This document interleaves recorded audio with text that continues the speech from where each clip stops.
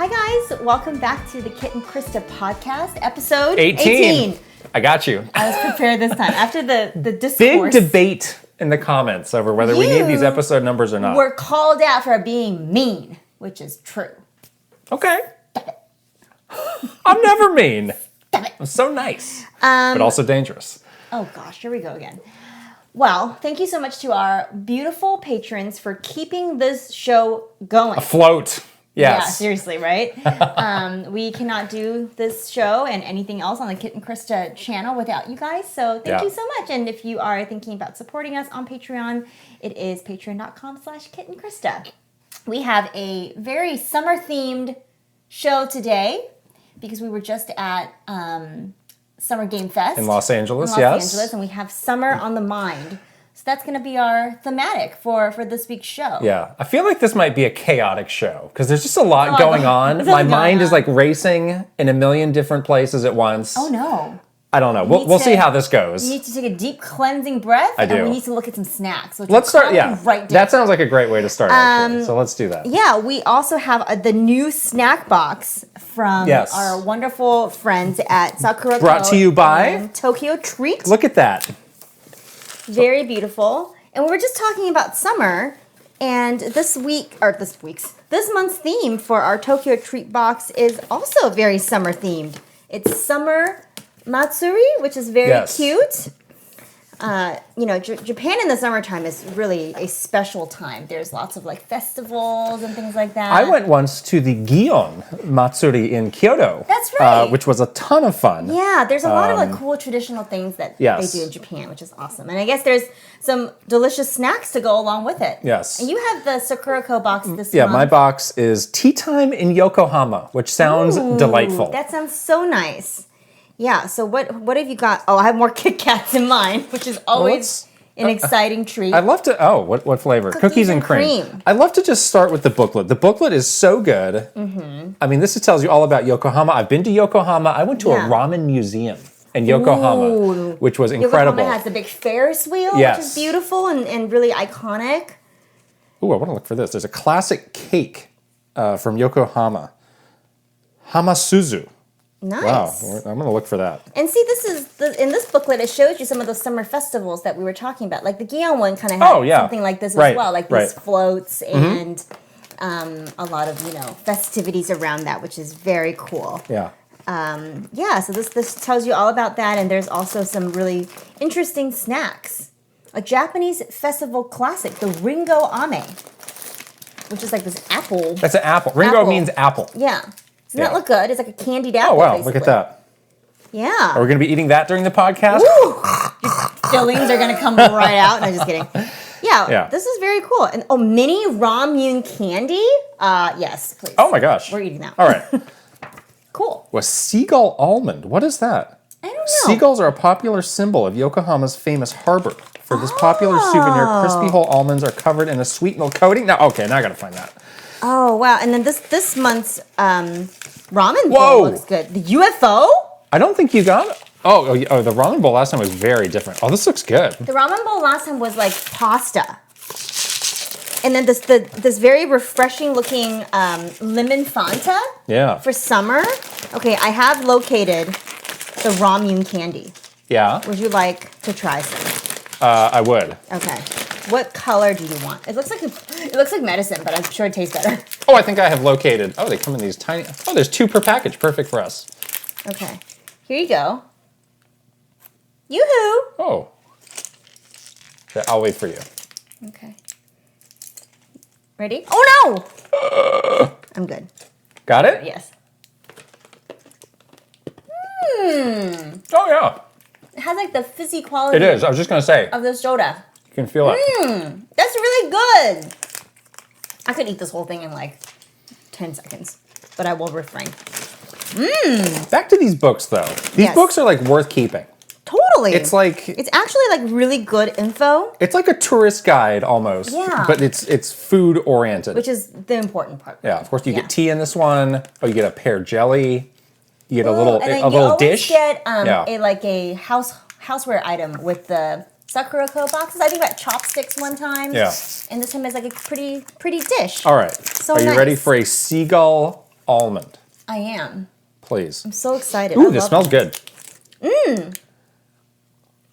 Oh, that's good. It's really good. Wow. The outside kind of tastes like marshmallow almost, right? Like a little bit Well, cloudy. it says it's like a milky something coating. Yeah. Yummy. Yeah. See, some of the you need because there's like no English on this package. You need to refer to the book to get through it. Totally. So this has. All right, let's try this now. I'm curious about this. What is that This one? is like a peanut cookie. Oh. I'm using my powers of deduction. Oh, You know I'm a Pocky right, fanatic. I'm putting that away. We're trying the Pocky instead. This is chocolate salty caramel. Yes. Pocky is my weakness. My Wait, one chocolate weakness. salty caramel? Salty vanilla. Oh, salty vanilla. Did I say yes. caramel? I meant vanilla. All right, then we got to look at the Kit Kat and. And Oh then my we gosh. have to record a podcast.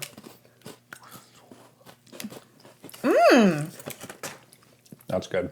That's really good. I love Pocky so much. I think it's my favorite snack. It's hard to choose which of these I align more with. Both. It's like what's your personality type? Okay, you can have a Kit Kat after we record the podcast. But let's just see what is it again? It's Cookies and cream. yeah. Look. Last month people were very into like the Pudding. bruleed. You gotta brulee the pudding. This one you don't brulee. That was like mind That was expanding next stuff. level Yeah. Kit Katting. Wow. Ow. This is like So great. a hefty portion too. I ate the whole other packet Yeah. of banana Kit Kats from like 2 months ago. My whole goodness. Whole thing. All right. All right. Anyways, thank you so much to Tokyo Treat and Sakurako for sending us wonderful snack boxes. You guys can get your own snack box as well. Not too late for this month. No. We'll put the links in the description box for you. And also if you use the code KidKrysta, you get a discount. That's right. Yeah. Get your snacks, Perfect. guys. They're delicious. They're so delicious. Eat it. They are good. Yes. All right. Well, that was a great way to start off our summer-themed episode. Reinvigorated. Yes. 5 minutes in. I like how like this sheet just says summer, summer, summer, summer, summer, summer, basically all the way down. It's actually not even summer yet. Is that funny? Yeah, we're preparing. We're a little though. early. We're No. preparing. It's fine. No, because remember, in the old days, we would the always old days. use E3 was the official start of That's summer true. for us. It was like our marker. And then Comic-Con was the middle of summer, and Right. PAX was the end of summer. Now I Right. don't have those markers anymore. Well, those events are still happening. I mean, Yeah. E3's not, but we had kind of E3-ish. I guess Summer Game Fest could be our new marker for beginning of summer. If Jeff Keighley's calling it summer, that's good enough for me. That's true. If you get socks that say Summer Game Fest on it, then it's summer. Yeah. Exactly. Yeah. All right. But speaking of which, we were at Summer Game Fest. Right. We are putting out a vlog that was very fun for us to film. And we show you everything that we did there, all the games that we were able to play, all the fun people we were able to meet. So we hope that you guys will look forward to that. That's going to be coming out this week. It'll be later this week.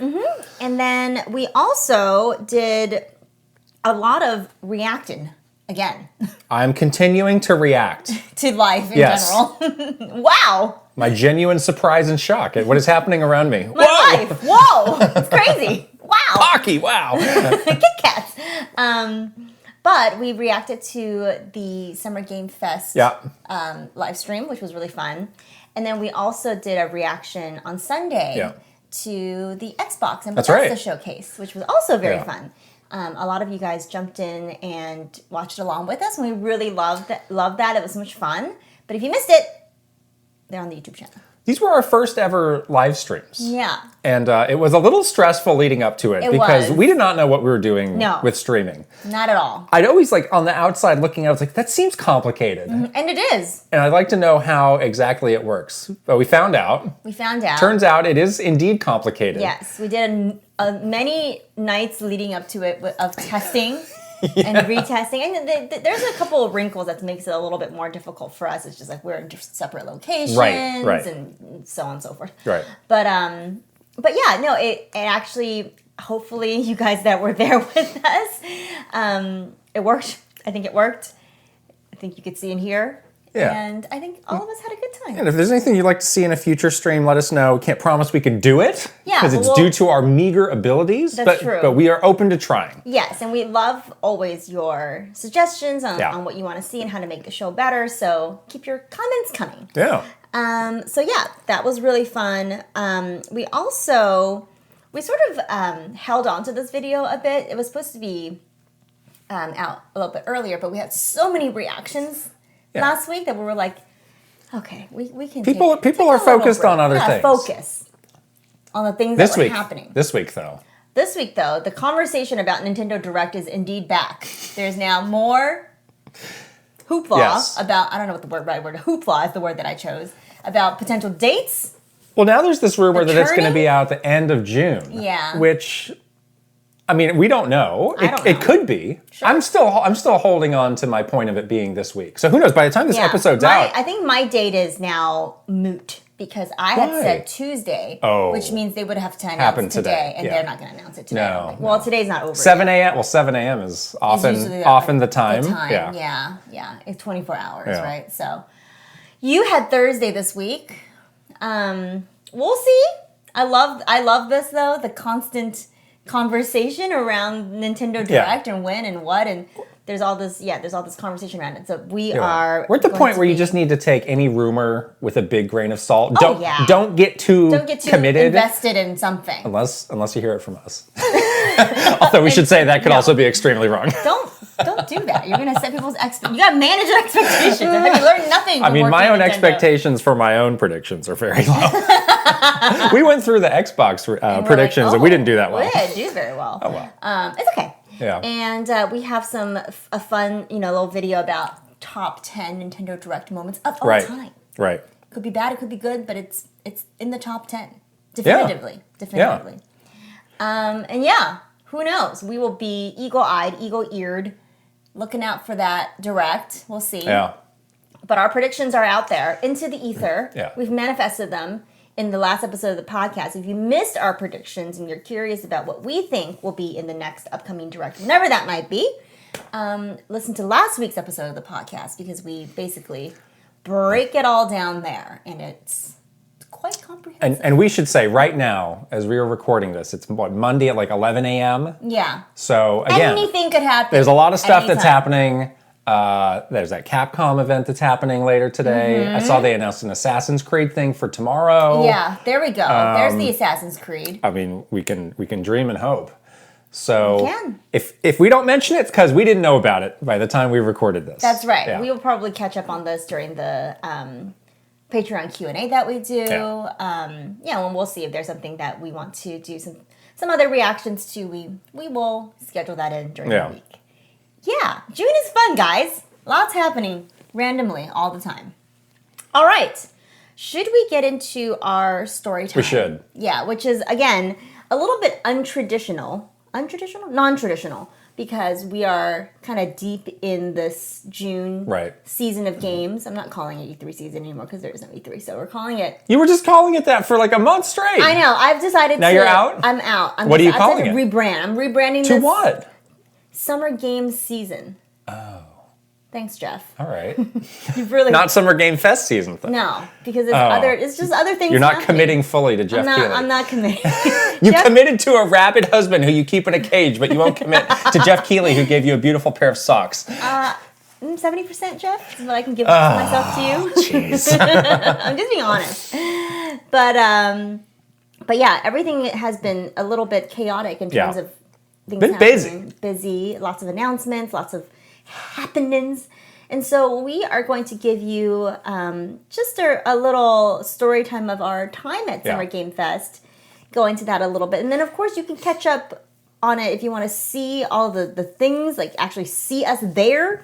Then the vlog will be there for you to do this that. This is like the two bookends of the great experience. Fully immerse yourself in the event that was Summer Game Fest. Just saying, in this vlog, we went into great detail on all the good food that we ate. Yeah, we've never used to... That's a big thing to know. Yeah. The thing about vlogging before, when we were at Nintendo, was that we could not really actually do it because it was like you can't show all these things in the background. You can't go to a restaurant and not have a release. You don't have the legal rights or whatever. Yeah. I remember now though. We did have a conversation the first time we went to Japan. I was like, all right, well, what if we didn't identify where we were, but we just showed some of the food?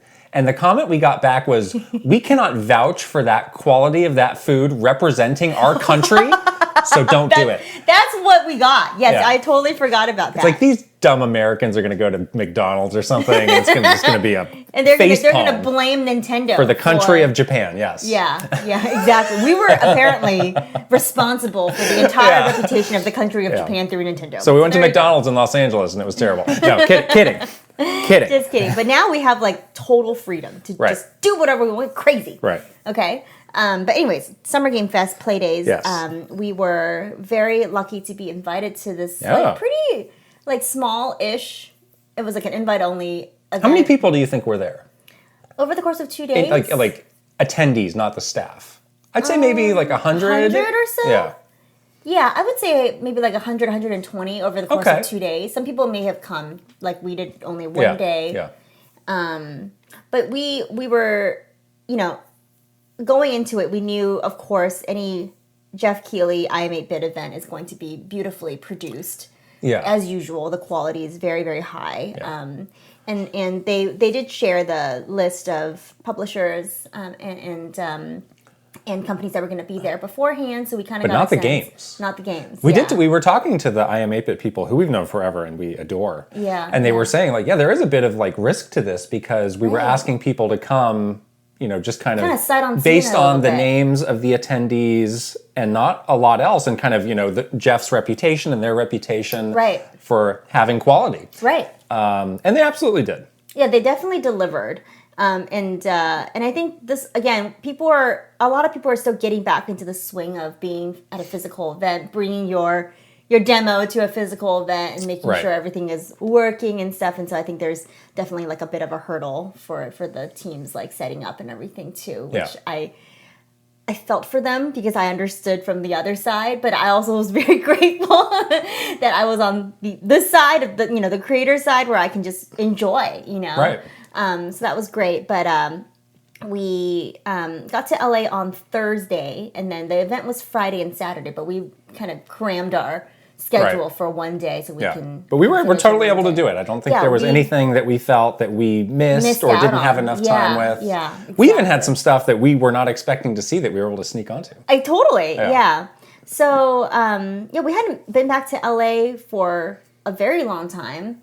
I haven't been on an airplane in 3 years. You have been exactly. You haven't traveled on an airplane in a really long time as well, so you were a little nervous going into it. I was very nervous. Fine. Everything was okay. I will say that traveling feels like 50% more annoying. Oh, definitely. Now than it used to. Yeah, definitely. But it's still worth it. Of course. You just have to mentally prepare yourself to be, mentally prepare yourself to be tired. Give yourself a little bit more time to do stuff. Yeah, you're gonna need to deal with certain things that may have not been the case before. Totally. We were staying in downtown LA, so we did have some E3 flashbacks. We're like, oh.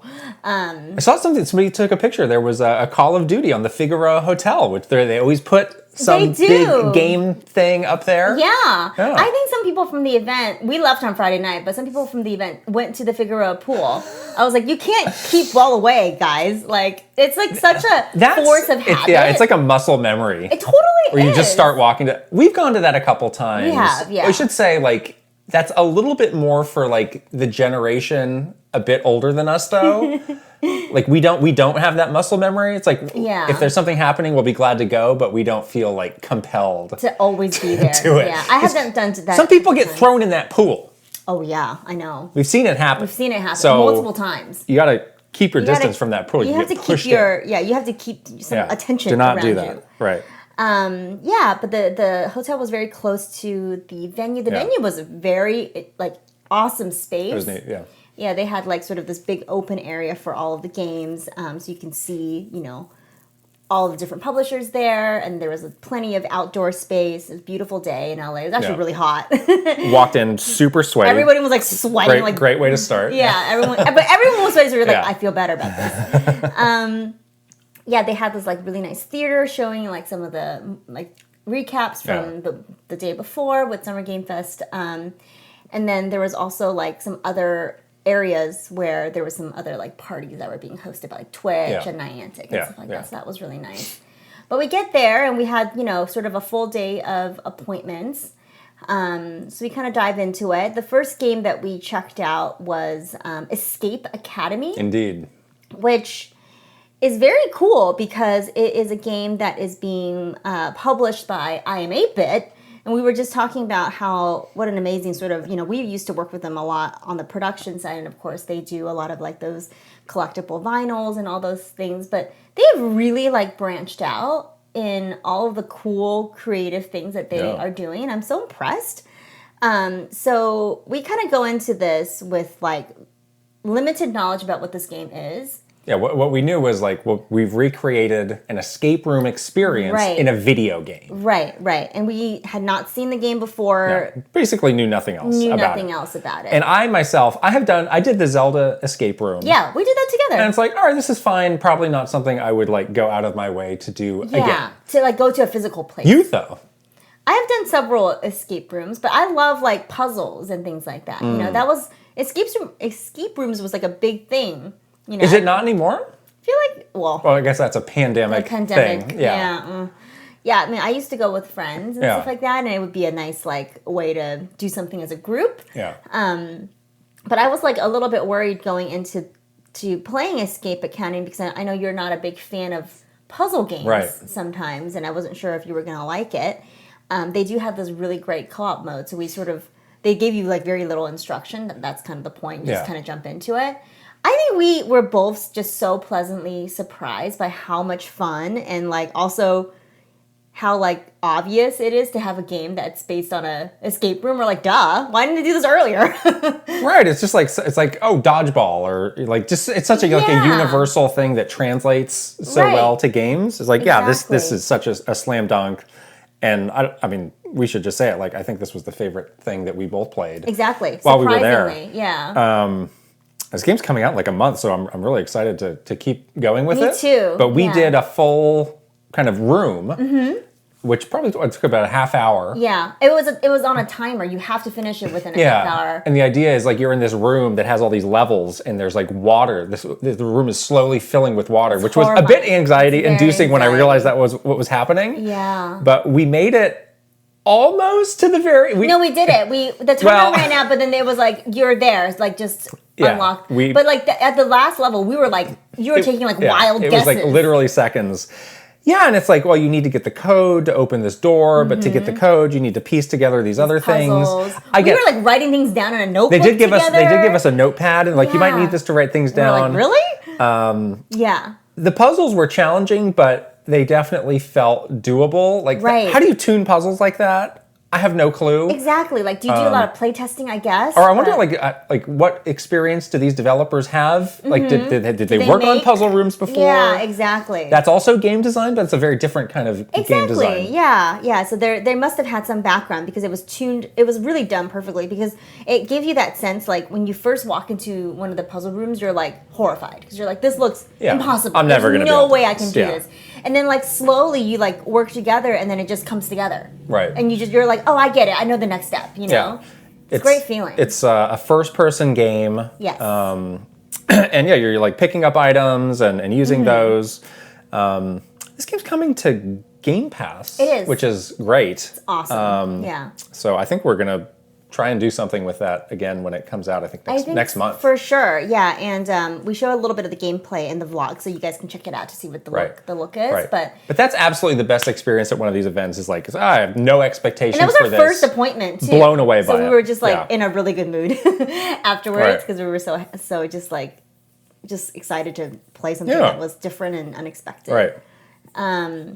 Yeah, and then some other like zanier experiences at the event. So I always forget the name of this game, the Fly game. What was that called? Time Flies. Time Flies. I don't know why I keep forgetting that name. It's not a complicated name. Your brain is the attention span of a fly. It also has the lifespan of a fly. No, this game, like you play as a fly in like somebody's house, and your lifespan is literally like 60, a minute. 80 seconds or something like that. Yeah. And you have kind of this black list. and white game. It's a super like simple like line graphics, black and white, and you're just trying to do as much as you can off your to-do list before you die. Right. And it's like funny stuff. It's like, play some music and you're like, you fly through a guitar and like the strings go. And it's like, all right, you check that off. But I don't know if it's possible to, you probably have like a dozen, 15 things on your list. I don't know if you can actually do them all in the time that you have. And you also have to find the stuff too, like figure out how to do it. So it's probably like a good replayability because you probably learn the environment. Right. Like every time you do it, right? But it was so interesting and funny and like weird.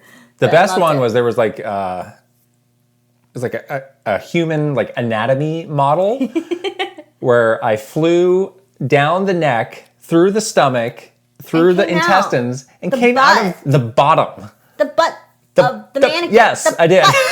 It's like, I don't know if you can do this. I'm going to see what I can do here. And I could. And then the fly died like immediately afterwards. Yeah, and it was like, it was a good way to go, I guess.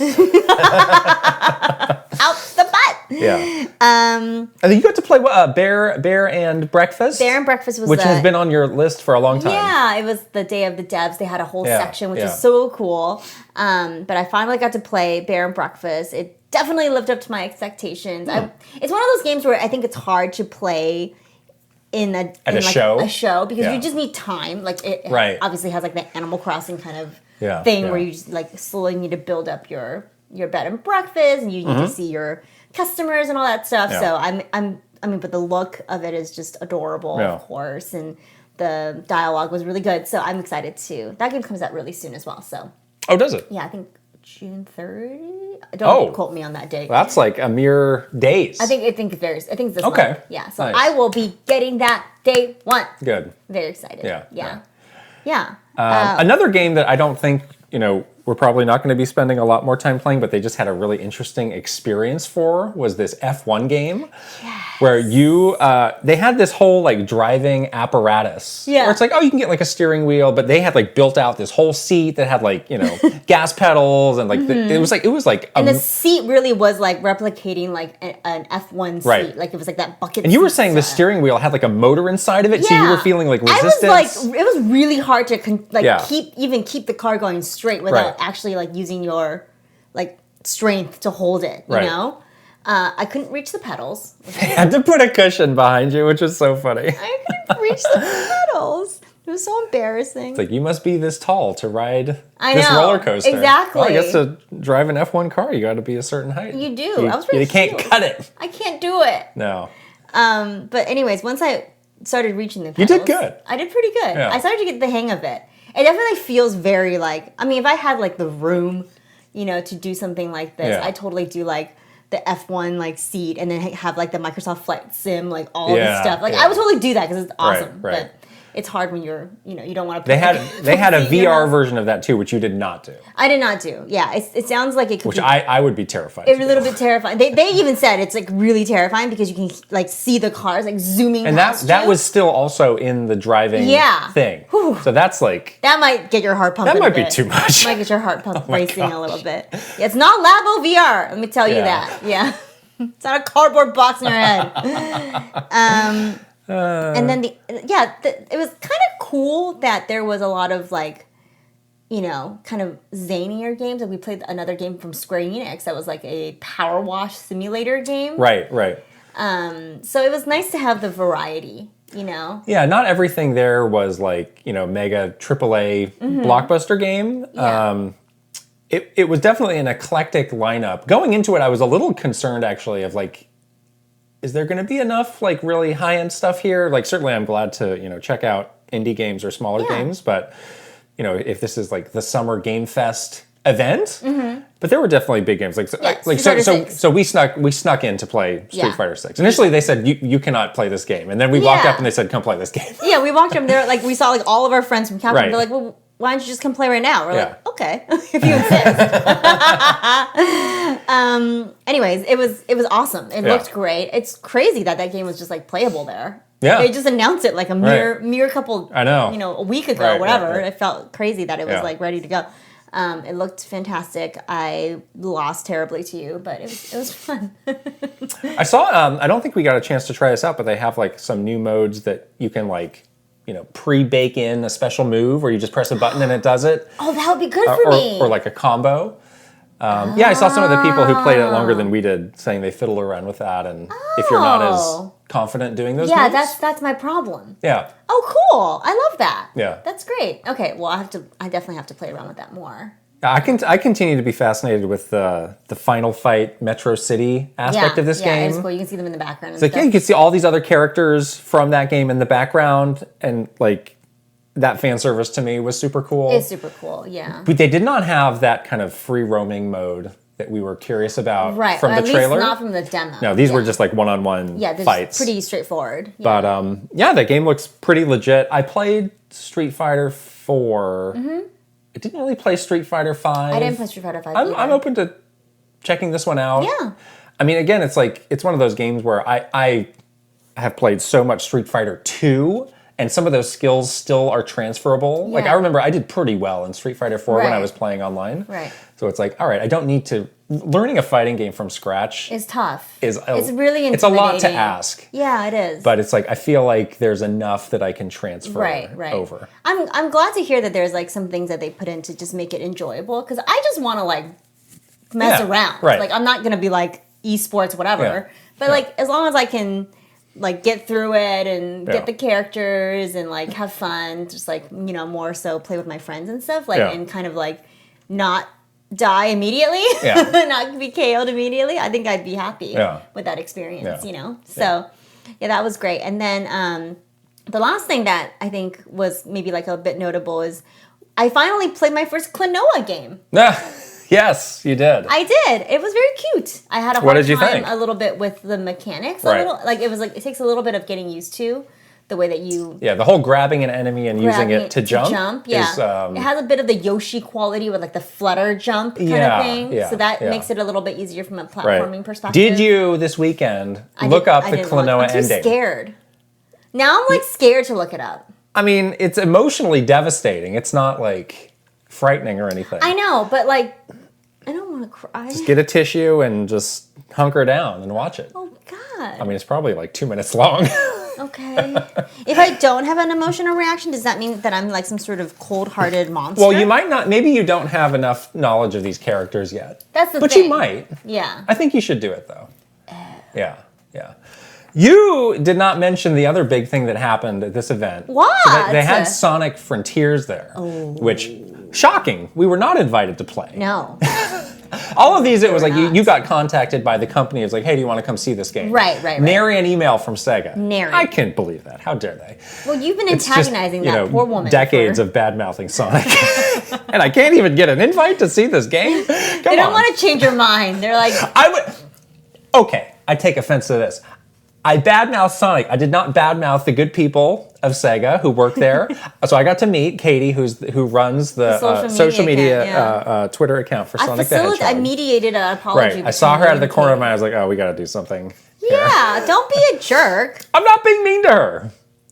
You seem to feel like she was still holding a grudge against me. I think you're not being mean directly to her, but your actions have consequences for her.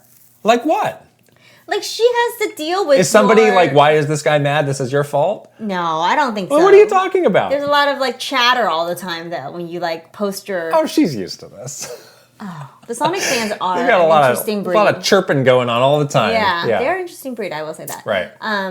But yes, you did meet Katie, which was she's very nice. Yeah. You took a nice picture together. Well, I posted this picture, and all these Sonic fans started coming out of the woodwork and like, oh, this is our first clean look of the title screen. Uh-oh. And at first I was like, oh my gosh, did I break some sort of embargo? No, because the event was... the embargo situation at this event was a little strange. It was like, you have to ask the people Every there. game had its own embargo. They weren't super forthcoming about just telling you, though. Right. Like, I mean, again, we're so, like, drilled into this conditioned at Nintendo. I was like, please give me the clear embargo details. But there was stuff everything was just out. There was nothing that was, like, behind closed doors. Right. The Sonic stuff was just out on the show floor with the other stuff. I mean, so it would definitely be in the background of people's... Yeah, so hopefully nobody had a crazy embargo, because it would be super hard to enforce at an event like this. Going in. But I had the Sonic fans in my mentions all weekend long. And like, oh my gosh, this is the title screen. It was not very exciting, but okay. All right, that's interesting. Yeah, exactly. And then Katie was like, if you come back at the end of the day, maybe you can play. And you're like, no. Then I just left. And then you left. I'm open to playing this game. Okay. We need to do something soon where I play a Sonic game. I don't know if it'd be this one, if people want to recommend that they think, that, oh, this is the best Sonic game. This is the one that will change your mind. Right. I got to say, I played Sonic Mania. It certainly did not change my mind. Okay. That's the one that people were always saying. You guys have to start thinking then. Sonic Adventure. I'm very... You're neutral? Neutral. You're neutral on this. Yeah, I'm not a Sonic fan. Pick a side. Get involved. I'm not gonna pick a side. That's boring. My indifference maybe says a lot more than your hatred. What Sonic games have you played? We've never talked about this. I think I played Sonic Colors. Oh, all right. And then what was like I don't know. I don't remember. I'm very indifferent to Sonic. Well, indifferent is not the same as neutral. Like it's just like it's neither. It's like I'm a few steps beyond indifferent. Well, you hate him, so that's not a few steps beyond indifference. No, we're gonna have the Sonic episode. Should we say it now? If we get to 50,000 subs on YouTube, we'll do the Sonic episode. Yeah, we're kind of close actually. We're close, so that's not going to be far give away. us this push. People have been asking about this. I think people are ready to hear this story. Yeah, give it the push. We'll do maybe like that'll be this 50K sub 50K celebration. Celebration will subject Kit to your pick. You your can pick. Sonic. You can pick. Picks. Yeah, we'll make it like a whole Sonic week or something. Yeah, we'll do stuff. A whole week. You're really committing I mean, maybe to not lot. the whole week, but maybe like 30 minutes. Some things in a week. I mean, not 7 days, 24 hours. I mean, holy moly.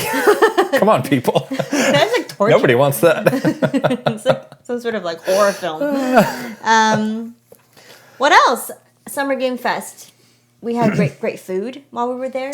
They had beautiful food trucks that had delicious food. Well, I saw that they are going to be doing this event again next year. Yes. And I don't want to scoop our news, but also E3 is going to be back next year, so it's going to be kind of like the battle of the events. Yeah. I think I'd be glad to go back to an event like this again. Me too. For sure.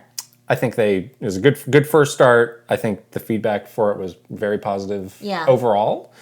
So yeah. I agree. I think that, E3 for sure, again, I was never on the other side of E3. We were always on the, the publisher side. So it was a little bit of a different experience for us. But from my perspective, like, it seemed like it was just really difficult for you to, like, see the game sometimes, It was, like, such a bloated event. There was, like, so much stuff that you had to do to, like, play a game that you wanted to play. That part of it is tricky when you're there for one thing, and that's getting hands-on of these games. You know? So, it did get to a point where anything that was notable was like in a theater or like off in a side room, and even a lot of times it's like I don't need to play. I just want to see it. Look over someone's shoulder for a couple of minutes. And again, like we got that for everything that was there, which was nice. Yeah, it was not all of the just like nonsense that comes with it. It's like, can I just look at this? Like, there's no harm in me looking at this. Exactly. And then there's always like complications with events like E3. We were joking around about like filming embargoes and like filming guidelines and whatever else. It's just overcomplicated. It takes itself too seriously. Exactly. And that was something I appreciate about this. Again, like just the breeziness of all the embargoes, like, it's like maybe it's tomorrow, but maybe we don't care either. Yeah, it's like when you're at an event like this where it's very open and your game is out and you're with a bunch of content creators and media that are going to film, like maybe take it down a notch. It was not like life and death. There was nobody in a war room like freaking out over some like let's not freak out about reset era thread that they saw. Yeah, let's not freak out about like this one game screen coming out. Like, it's okay, guys. Right. It's not open. It had the appropriate summer vibes, as we would say. It's very relaxed, which I really appreciate. E3 definitely does not have that relaxed vibe. It has a very high stress. It's the worst. It's like the complete opposite, really. That's why you were asking me. You were like, do you think you're going to have some sort of like E3 flashback while we were in LA? And I was like, certainly not, because I could see from my hotel room the LA Convention Center. Oh God. See, maybe if you were in my position, you would have had a different reaction. Like, that. Oh, that, yeah. I don't love that. We were pretty close to it. We were very close. Yeah. Downtown LA. I mean, it was that feel where you're just walking down the street, like, oh, there's this person, there's that person. Yeah. You saw. I saw Shu from PlayStation. Yeah, exactly. I was going in the hotel. He was coming out the hotel. There you go. See? Had Celeb sightings all Gaming around. celeb sightings. Right. But definitely it felt very like a very chill Yeah. and very nice event. And I definitely would want to go back again if they had, well, I guess when they have it next year. Right. So yeah. Wonderful. Well, speaking of summer vibes, we have a great Never a Minute segment. Yes, we're going to talk about games that have the immaculate, you wrote this. I changed the word. Games for immaculate summer vibes. Summer and capitalized for some reason. Don't you capitalize a season? Do you? I don't know. Oh. Don't you? I don't. Oh, it doesn't matter. Okay. O&D? It's only on our JFM? it's our little notes here. It doesn't matter. Jeez. It's neither of those. No. All right. So we will, we can get into that one. So let's jump into our list. All right. So We have, how many is this? 1, 2, 3, 4, 5 games. 5 games on this list. On our immaculate summer vibes list. Play these games right now. Collective list this time. And do not play them one day after August 31st. The 31 days in August? 30 days. You have this great way of calculating 31 this, days. where you're counting your knuckles. You count your knuckles. I'm always worried I'm going to get punched when you start doing that, because it's like, 1, 2, pow! This knuckle's for you, this knuckle's for you, and this one too, buddy. Boom! Do you want a knuckle sandwich? I know. The first game, though, is Firewatch. A game I have started to replay. You started thinking about Firewatch this weekend, and I was surprised because you were like, "I re-downloaded it. I'm replaying it." Well, it's interesting that a lot of these games are about camping, which is something I would never do in real life. You don't like camping. I actually don't really. I need a shower. I do not want to be dirty. That's the thing. Yeah, I need a shower. But a lot of these games are about camping. I like being in the woods, and I like all that, like the solitude. Right.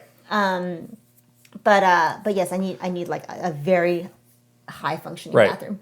But Firewatch is... Yeah, the idea of this game is you're this guy who had like a tragic life moment, and he went off to the woods where you can volunteer to literally look out for fires. Yeah, you are in these towers. You live in this tower. Right. Right. And you basically have this way to contact the helicopter firefighters to come. This is like sometimes a little bit too real for us because we live in California, and this is actually like fire season. It's really dicey a lot. It's actually like a real danger and a real thing for us. Right. I actually, after I played this game, I became like obsessed with the idea of actually doing this in real life. And I found out that you can actually volunteer to be a Firewatch person I'm sure for California. Yeah. So maybe one day I'll like check that off my bucket list because it seems like it'd be a very interesting experience. Yeah. This is a very story-driven game. The voice acting is amazing. There's really only like 2 main characters who are just going back and forth the whole time. Yep.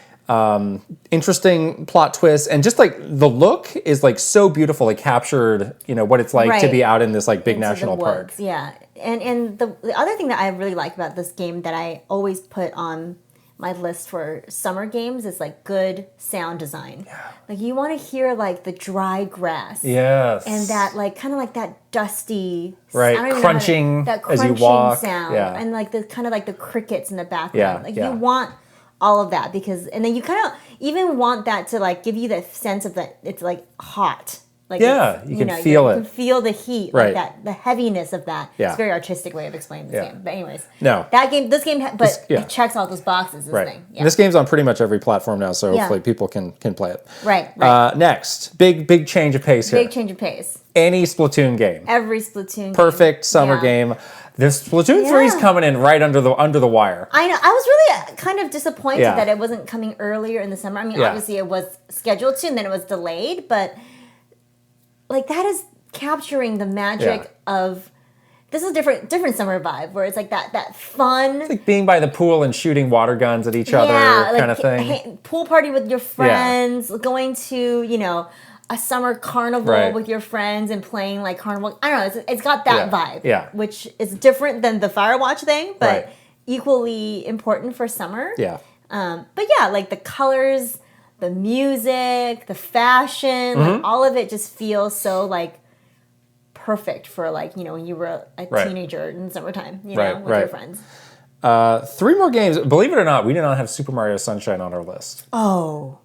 Some people might not like it's a that. little on the nose, really. Yeah. These games I feel like is a little bit like underrated, maybe, or like maybe you might not know, or it's not like here's an island, so it's a summer game. Like, If you want to play Super Mario Sunshine, be my guest. Go for it. But the next game is Alba, a Wildlife Adventure. This is a good one. Which, it's the idea of this is like you're a kid who goes to visit some family on like they live on like this small Mediterranean island. Yeah. And you're kind of cataloging all of the wildlife. It's kind of like there. Pokemon Snap almost. Yeah. Yeah. And it's just it's like a really big island that you can explore pretty freely. Yeah. But again, it just captures like being on this really beautiful island in the middle of summer. Right. As a kid, just like I think everybody has like maybe not that same experience, but something close. But it's very close to like when you would go on vacation with your family and you kind of like make up adventures for yourself. Yeah. I was the only child, so I did this a lot. I didn't have any friends. But like, you would like explore and like discover things, and it would be very, and even if those things are like really simple, like I found this pretty rock. Like it was like a big deal when you were a kid. Right. And this game absolutely captures that. Like you take these photos and you kind of write in your journal and like it just feels like it would capture that that part of your life so perfectly. Right. Next game, back to the camping. Funny name, Wide Ocean Big Jacket. This is a good game. This is a really good These are all good games. This one is also a story-driven sort of game. You go camping with your older sister, right? Yeah, I can't remember the relation, but it's like one relative and... It's not like a parent-child, though. It's like your older sister and her like cool boyfriend. Yeah. Kind of thing. And like, definitely it's like, you play as the kid sister. There's like a younger kid who has a friend with her, but there's like two kind of older family members, not parents, who are keeping an eye on you. Yeah, but then like it's like that thing where whenever I used to hang out with my older cousins, like I always wanted to be so cool just like them. But I didn't know. They were like grown-ups and they were doing stuff like grown-ups would do, like dating and like drinking and whatever. But I was like a little kid. Like I was like, 12 or whatever. So it's like I want to be cool. I want to be part of this. And like it totally gets that vibe like perfectly. It's so good. It's interesting because it captures kind of the life and concerns of these two age groups. Yeah. Whereas like the teenagers are, they're a little angsty, they're going through changes. Yeah. And then it's like this older couple, it's like, well, they have like relationships. What's our status? Or like, where's this going? Kind of stuff. Like how do we want our lives to be? Right. Right. But it all takes place at this like beachside campsite. And you're not really doing much. You're just kind of exploring, but it has like this beautiful like sort of walk down to the beach, and you can I don't know. There's like this vibe down at the beach where you see like the stars, and you have this like sense of like this night camping thing, and it just feels like those like really long, warm summer nights where you don't really have to do anything. You just can like enjoy and just kind of like have a good conversation with somebody or whatever, and last game is A Short Hike. This is very cute. Which this was honestly in my running for Game of the Year, whatever year this came out. That's right. Aptly named. It is a very short game. I think you can do it in like 2 hours or something. Yes, exactly. But again, just captures being out in this open area that feels very summery for you to explore. Not a concern in the world.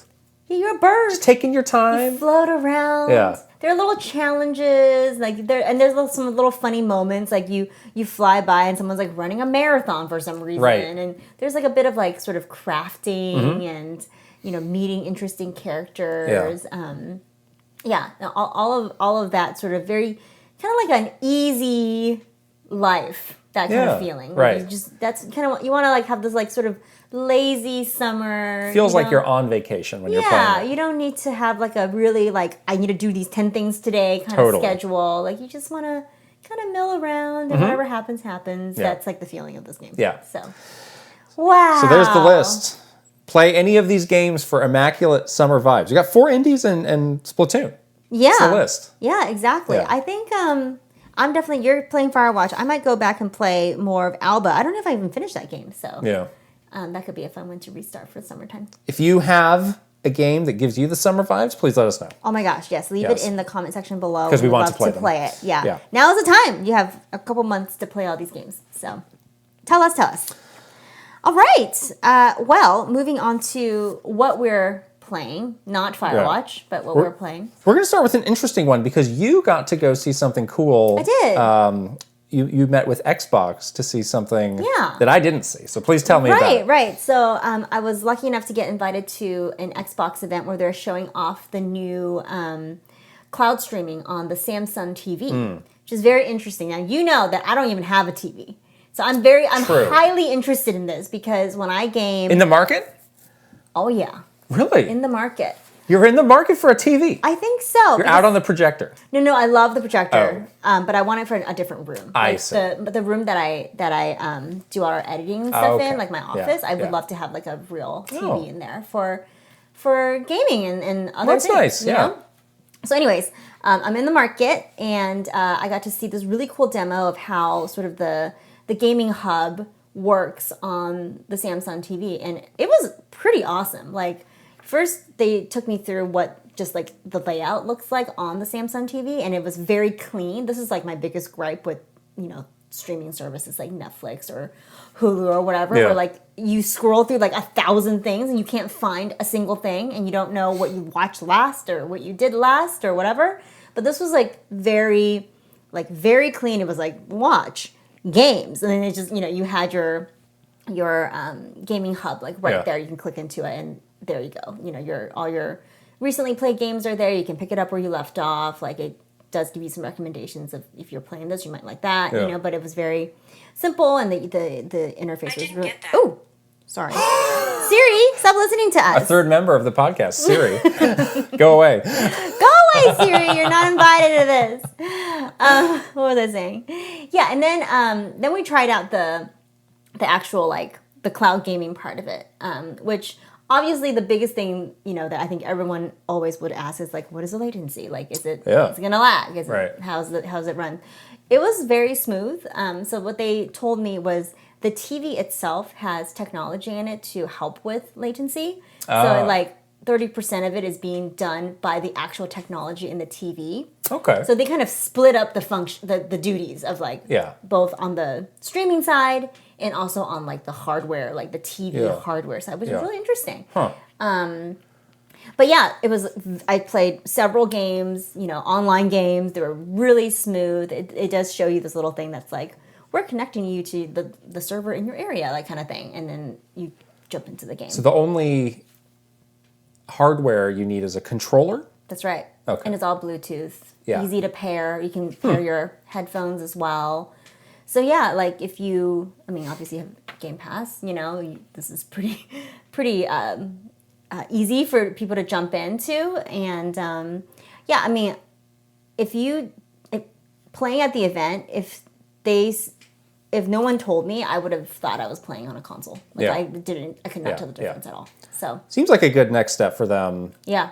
When all this streaming stuff, you started to hear about it, and Stadia too, it was like, oh, this is the big logical next step. Eventually, we're not going to have hardware. And I think now that we're a couple years into that, it's like, well, maybe we're not all the way there yet. Right.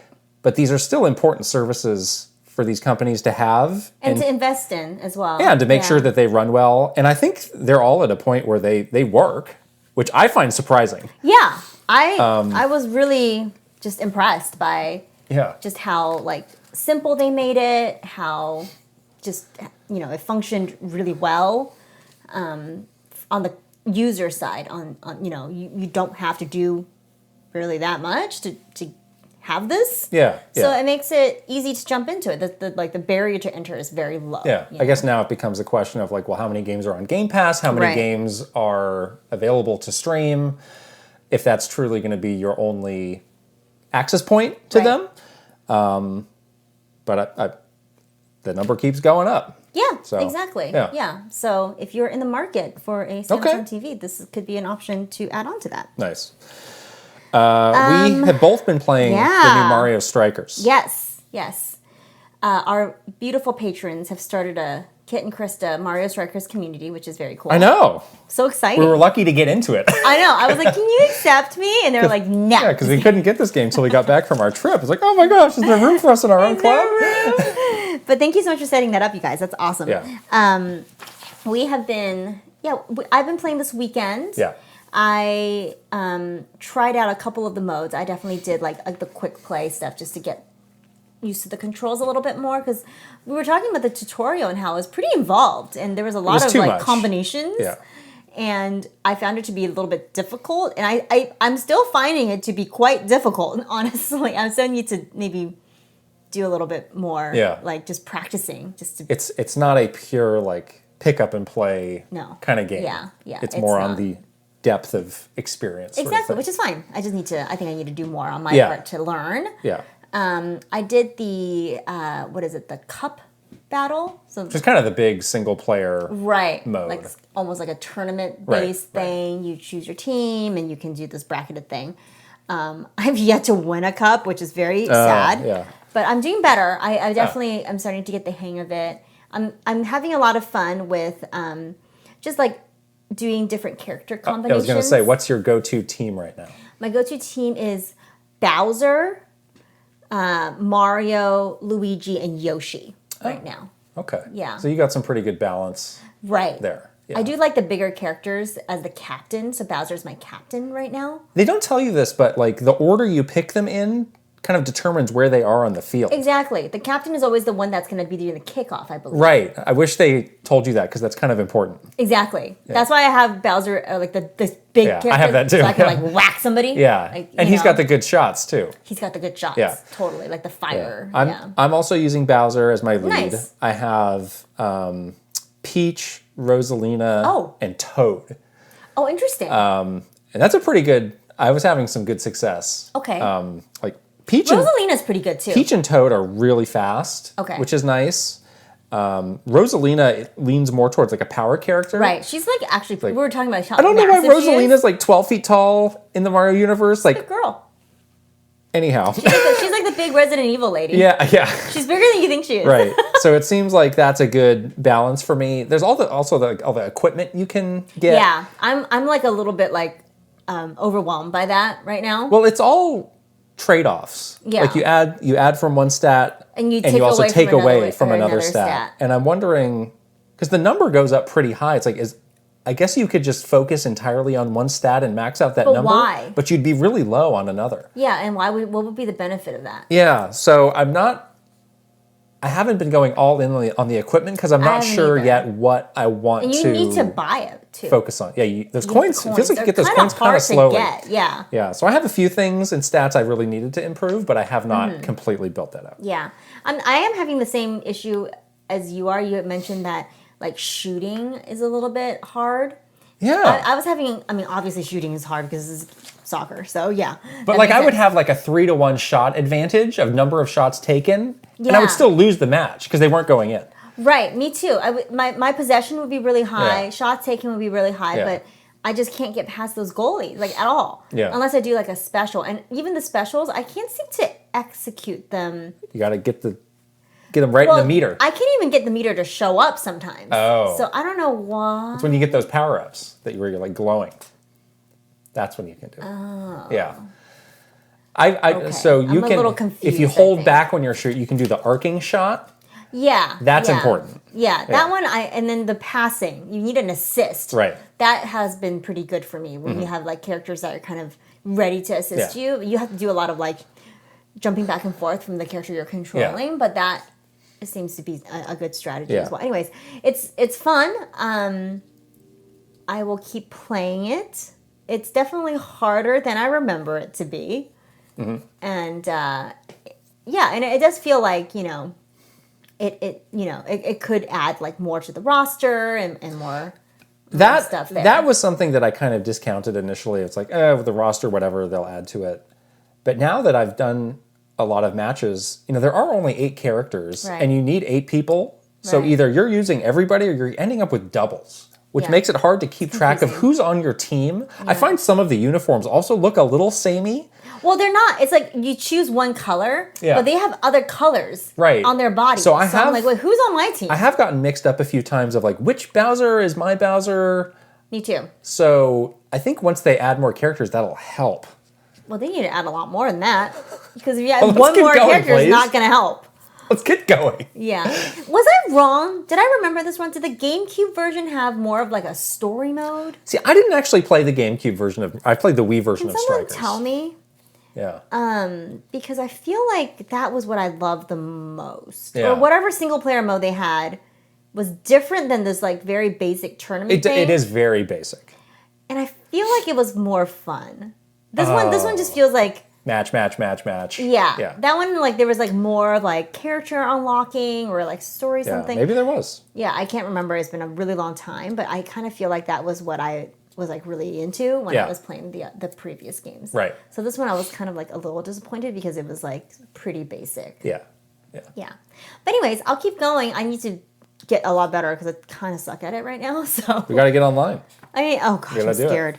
I'm nervous. I got 2 real quickies that I played on the plane, one going, one coming back. Yeah. I played the Fire Emblem Warriors demo. Mm-hmm. I'm realizing I don't think I played the first Fire Emblem Warriors. I think it came out around the same time as some other big game. And I was like, I'm going to play this one and not this other one.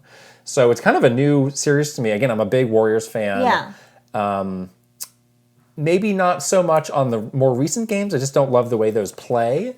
But I was pretty impressed with this demo, and I think I'm going to play the full game when it comes out. Nice. Because it does have a lot of those Fire Emblem trappings that build upon what the Warriors series is, and that goes beyond the action, where there's actually like strategy and stuff. The weapons triangle comes into play. It seems to be from the demo a lot more emphasis on directing your units around. When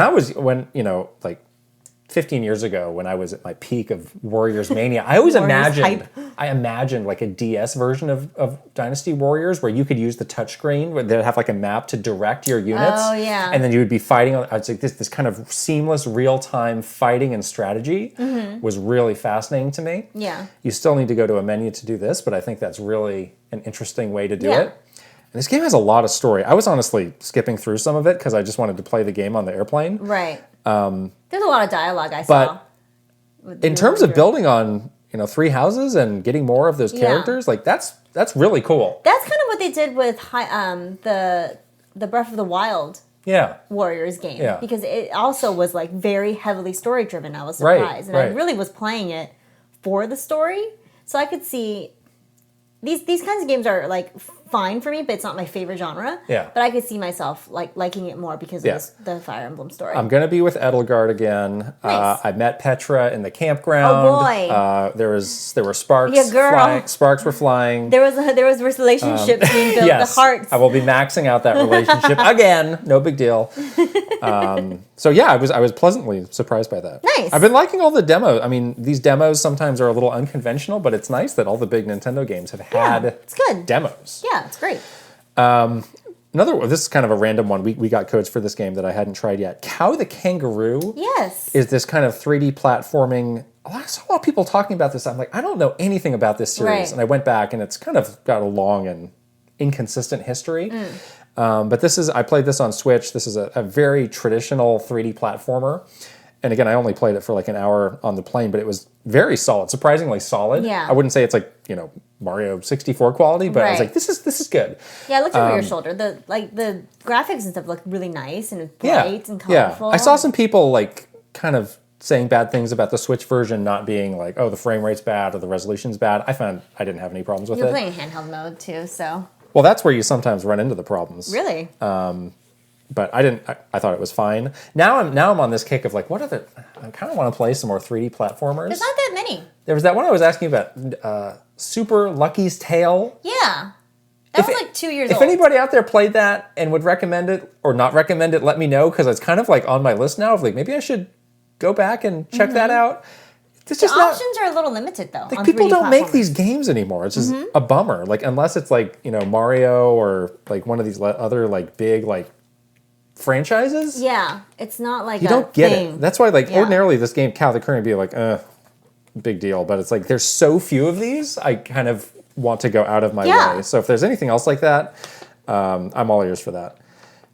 Anything new for you on Diablo Immortal? I definitely played some Diablo Immortal while I was like during our trip. Yeah. And yeah, I continue to have a very good time with this game. Yeah. Like, again, I have not paid a single penny for anything. I definitely know that you can tell that the people that have spent the money, the cosmetics and stuff like that. Yeah. The look of their character is very cool, very different than my more simplistic characters. But if you don't care about that, like you're just enjoying, you know, playing through the story and doing the dungeons, and you do get incentivized, kind of like Pokemon Unite, where you are incentivized to go back every day to collect your rewards and all that stuff. And so they do a good job with that. And I think I'm like level like 40 or something now. Wow. So I'm gonna stick with it. I'm much further behind. I'm going slowly. I did try it out with the Backbone because I actually read like, oh, the Backbone team worked with Blizzard to make this a seamless experience, yada yada. So I was excited, and I think I'm actually going to keep playing it just with the phone. Yeah, the controls on the phone are pretty good. It was not 100% a button experience. It was some stuff you do with a button, some stuff you still need to touch the screen. And to me, there was not a clear delineation of which was which. I was like, that feels like it should be a button, and it's actually on the screen. So I was like, I don't need to deal with this. It works fine on the phone, and I have the monster iPhone. Exactly. Like, so you don't need to worry. I'll just stick with that. I haven't had any trouble with the phone controls really at all. Like, it's pretty easy. Yeah, I was worried about that, and it's not an issue. We have to play together. We haven't done this. We have not. Well, I need to level up. Yeah. I think that's it. It is. Games we're playing, yeah? Big news segment. Okay, news. I mean, obviously June, so. Big on here. News. Again, we did our reaction streams for Summer Game Fest and Xbox Game Showcase, but why don't we talk just a little bit about what we thought of these and some things that stood out. So we've had some, we gave gut reaction letter grades. Yes. Would you like to revise either of those? No. So what did you say? You said C and B minus? I think I said C for Summer Game Fest and B minus for Xbox Showcase. Yeah. I also am on C for Summer Game Fest and B for Xbox. Yeah. So pretty close. I thought, Summer Game Fest, it was a long event. Both of these were quite long. We were both a little bit like, we both got a little like fatigued of CG trailer fatigue, especially in Summer Game Fest. Yeah. And Summer Game Fest, I think the biggest thing for me was just the lack of variety in terms of games that they were showing. It was just like every game was some guy in space with a gun. Especially the first half of that show. Yeah.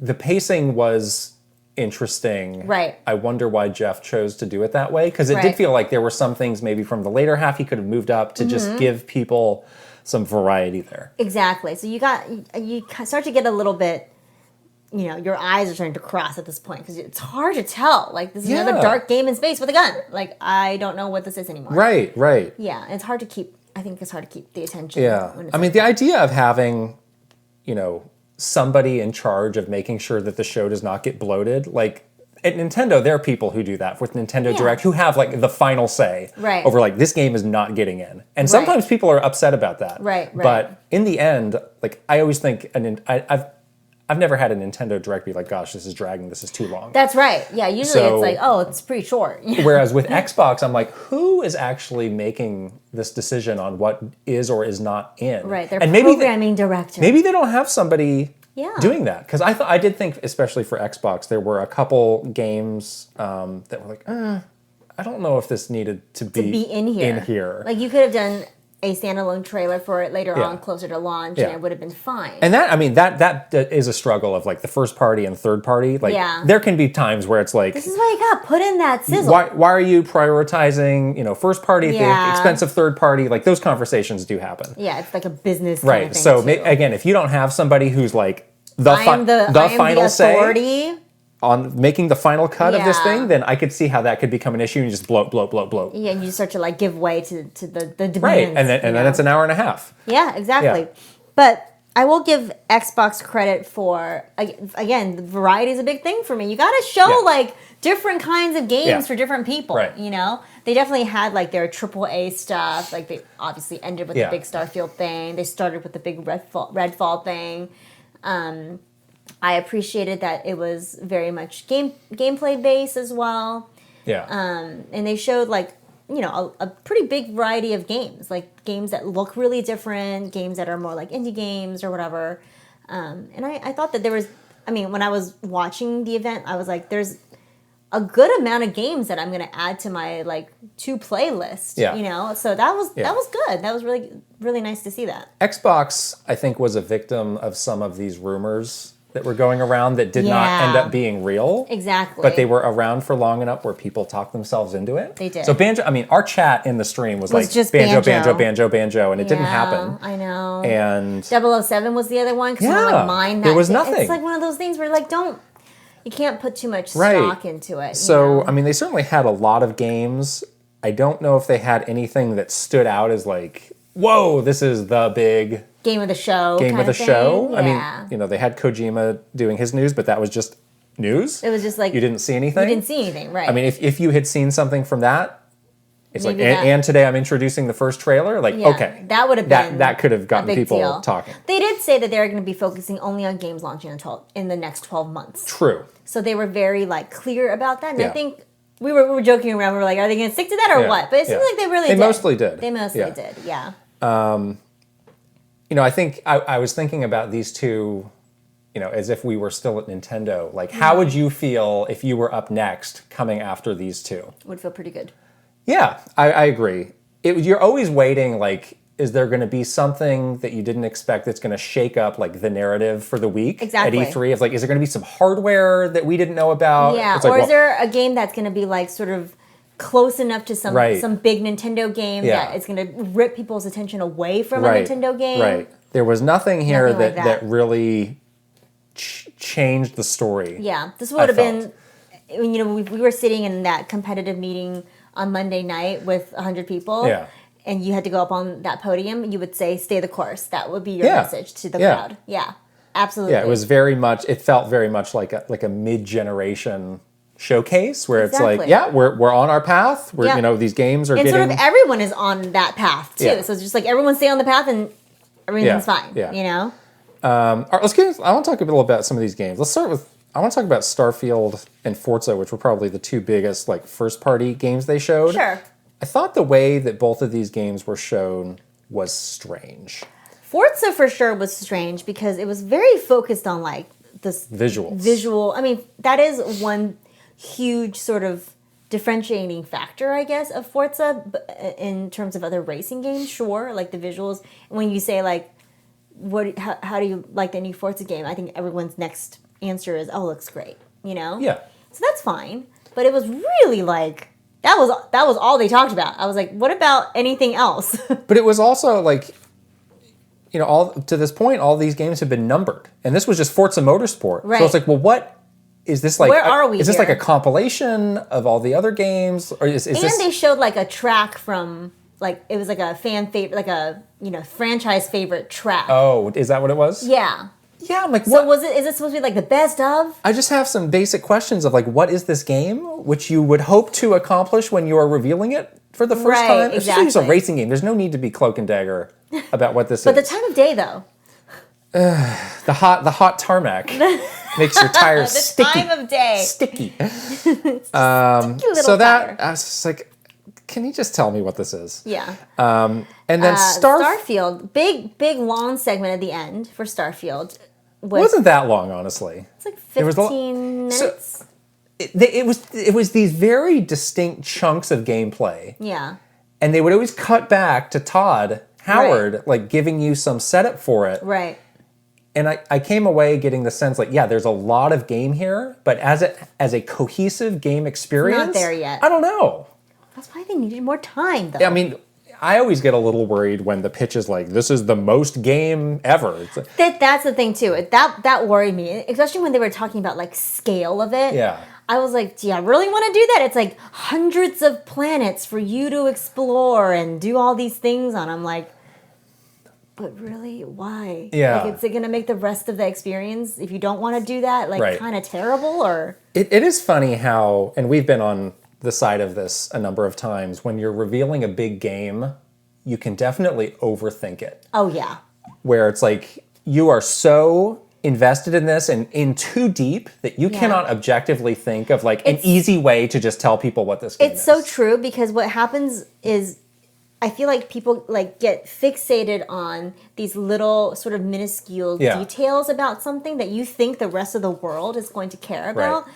But They don't, because they are not in it with you. Yeah. So these details like mean nothing to them. And so you really have to find a way to like pull out of that and be more like general and just like, you know, give people like the general structure of what this game is going to be like, which we definitely didn't get for Starfield. Yeah. We got like, you know, a lot of different sort of angles in which this game could be fun to play. You know, there's like the customization and there's the cool like, you know, city and the story and whatever. Yeah. And maybe some of this world building, like exploration stuff. But like, yeah, exactly how it fits together. Like how what would your player experience be like is kind of a big question. That's what I would have loved if you know, that was probably a 15-minute segment overall. If they had just made that a single seamless or mostly seamless chunk of gameplay where it's like, all right, I'm exploring, now I'm fighting something, now I'm in my ship and I'm taking off and I'm on to the next one. Yeah. That would, I'd feel a lot better about that than these very like choppy segments that felt so different. And a little bit disconnected. Yeah, so I really think that's what happened here. Is I think they just overthought it. Yeah, but some of the stuff that we were seeing was like very cool. You know, like the environments looked interesting. Like certainly some of those, you know, that the whole idea of customizing your ship and flying around, and like the story seems interesting. Like there are definitely like parts of it that I'm super like wanting to know more about. Yeah. So it wasn't like, oh, you totally failed or something. Yeah. Well, we commented on this, and a lot of people were picking up on this, but the comparisons to No Man's Sky, I think, are really interesting because it's like you could not be farther away on the spectrum of like development. It's like No Man's Sky was basically like an indie studio who made that game, and then you have Bethesda, which is probably like the most well-resourced studio, most production. We're gonna throw all the money, all the people, all the everything at it. There you go. But the result is kind of the same, similar, which is eerie.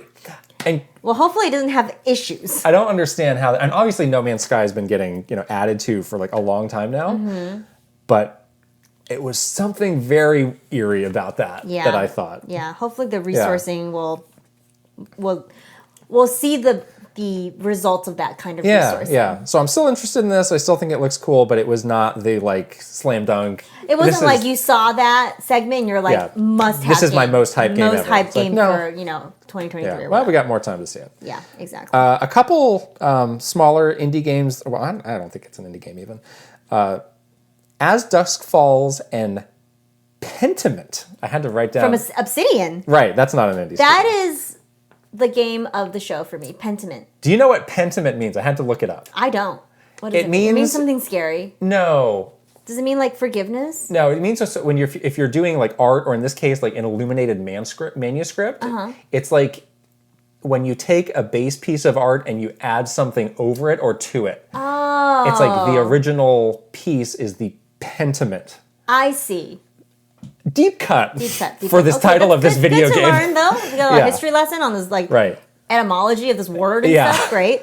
That game looked awesome. That did. It looked so cool. I am a big fan of any history sort of like, major. History major.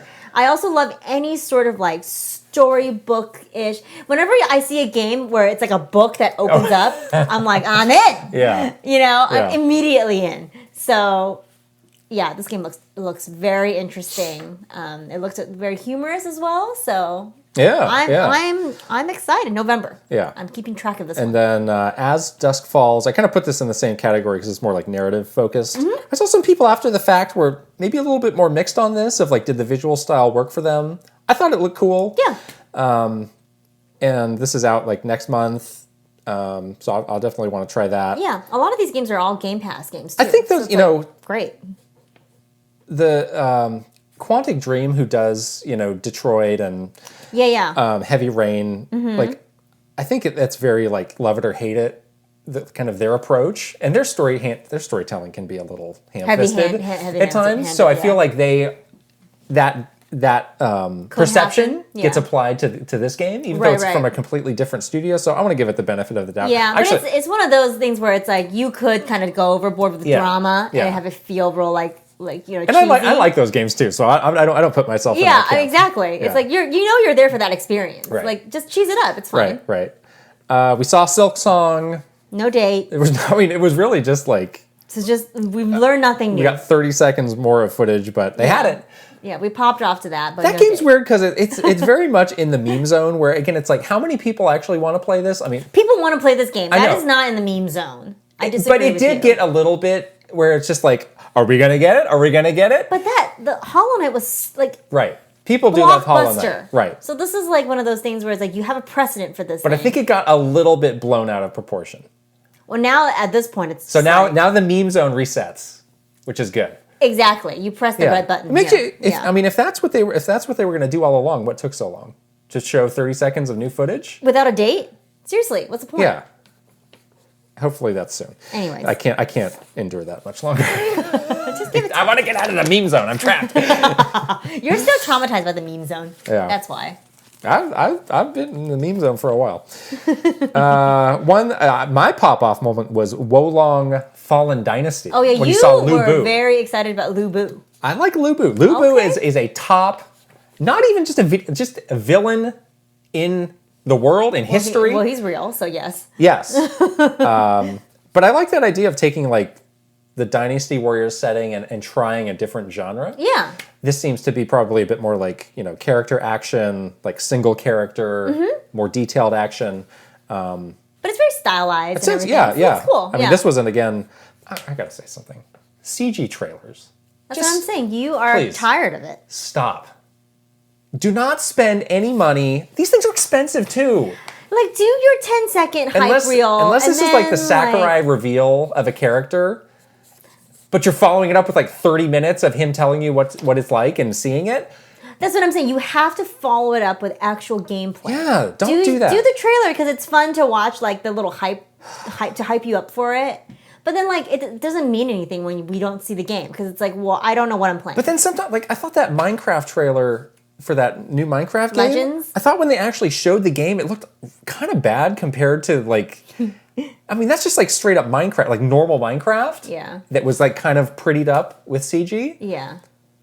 Just don't do that anymore. Just show the game. We don't need that. Persona, you're getting all sorts of tips from people on how to play Persona. I need to organize these tips. You don't know what you were signing yourself up for. I want to do it. Then do it. Well, then do it. Stop yelling at me. Do it. You do it. I'm not going to do it. But I'm excited. I think this will be a good chance for me to maybe dabble in the Persona pool because I have been very nervous about getting into this game because I know how much of a time commitment it can be. Yeah.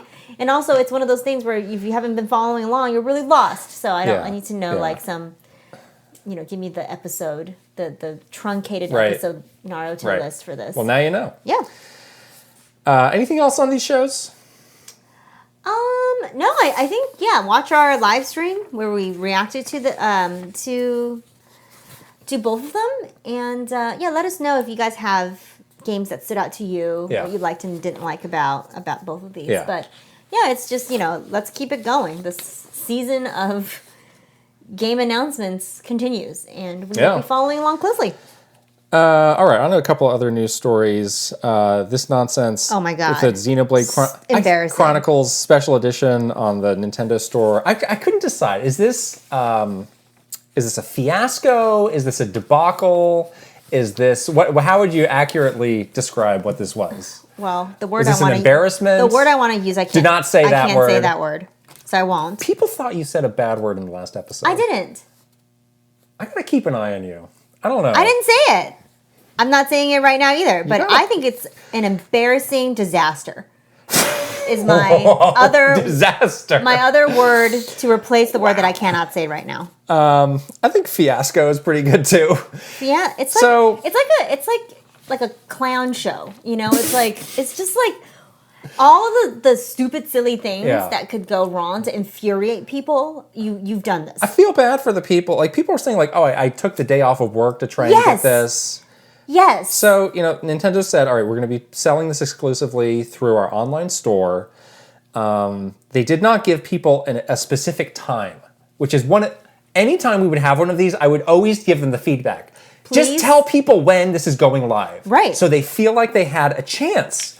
Because otherwise, it's like, maybe you're living your life, you might be asleep, you didn't know. You didn't know. And it's like, and you can't plan. You didn't have a fair chance.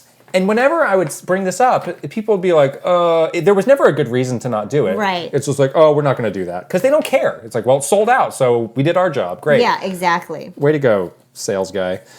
But this crashed the site. Of course. They say they're going to do it again later, but it's like... But when and how? And is it going to be better? Be like part 2 of this nonsense? Part 2 of your embarrassing disaster part 2?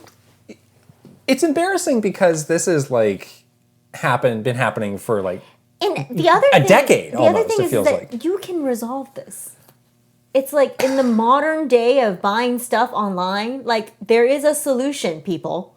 This is not like you're not like reinventing something. This solution exists. You just need to use it. So I don't understand that. The other thing that's a bummer is like clearly this was like the big, coming out party for this store. Right. This Nintendo store, which, has some good stuff on it. Really does. But it just exploded in your face. Now it just leaves a really bad taste in your mouth forever for anything else. Yeah, and I was like, well, I don't want to buy anything off of this because it doesn't work. Right. And you're going to be disappointed. Yeah. And you're not going to get information about when it's available. Yeah, so hopefully, please learn the lessons from this and don't do it again. They won't. Is my comment.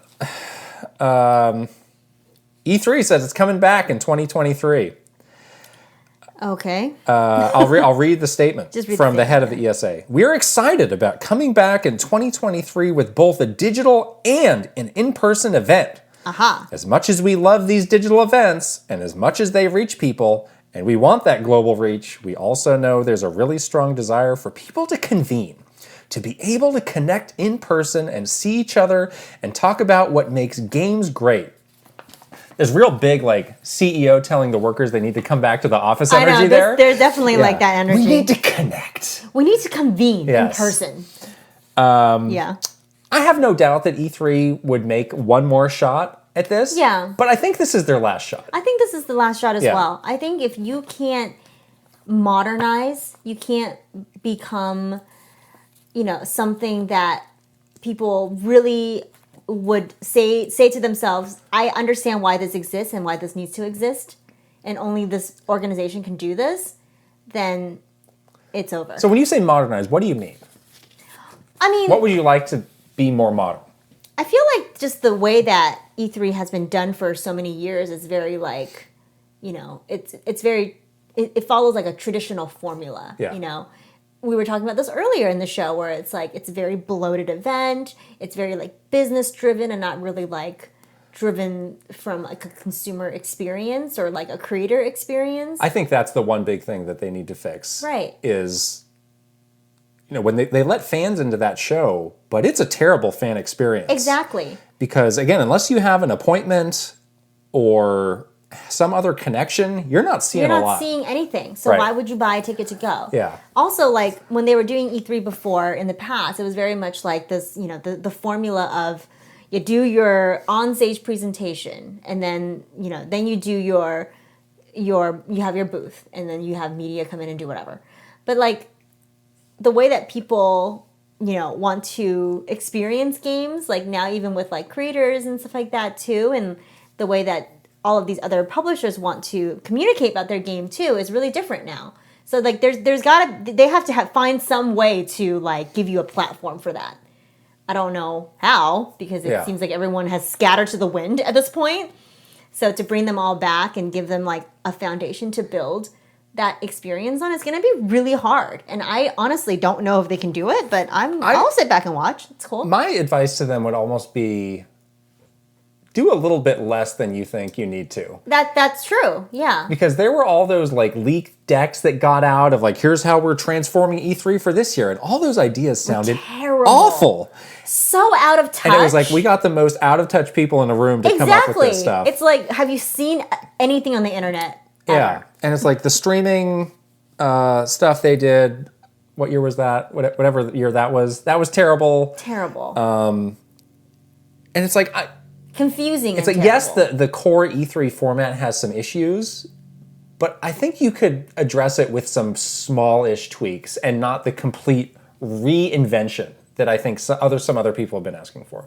Yeah, I just wonder how relevant it's going to be. Well, yeah, especially since Jeff is, saying he's going to continue doing stuff. I mean, the benefit that E3 has is it's hooking into the ESA where all these big companies have a stake in it. That's right. So again, I think they get one more chance. All these companies will give them one more chance and they'll give them their full support. But if it doesn't work, then I think they're going to say behind the scenes, like, yeah, this is not it. And we need to take a step back and rethink. Nothing really is going to prevent us from taking a step back and doing our own thing. Right. Moving forward. Yeah, if E3 did not have that ESA connection, and all these members, paying dues into this and connected to that and feeling like obligated to support each other. You're on the board. You have things that you have to do. You signed up for it. That feeling of obligation is real.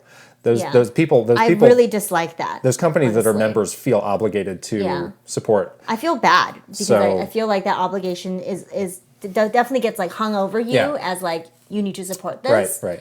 And it doesn't feel good. Back to the Santa Monica hangar we go.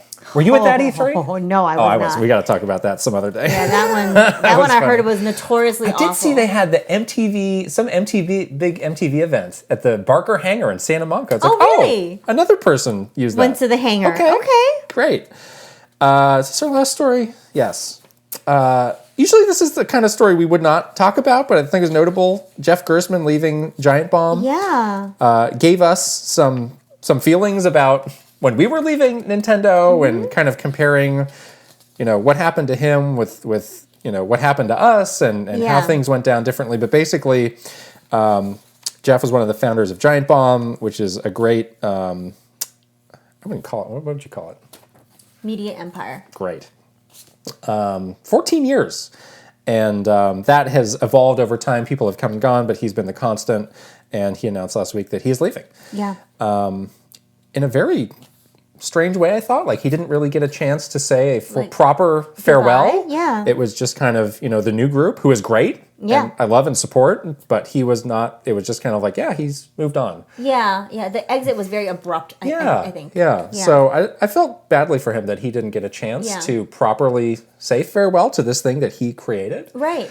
All these years, and he's already talking about he's got his own Patreon. Yeah, I guess we're all in the Patreon family now. We're all there. Yes, and he has his own podcast that he's doing. I've listened to it. It's gregreat. I'll be supporting that. Obviously great, and yes, we're huge Jeff fans, and these early, I would say these early like different ways of approaching how to do video game content was an inspiration to us when we were creating Nintendo Minute. And you and I talked a little bit after we were reading the story about Jeff about how we felt really lucky that we were able to properly say goodbye to and close a chapter on Nintendo Minute the way that we were able to, and then have this really nice, beautiful, fresh start for this new thing.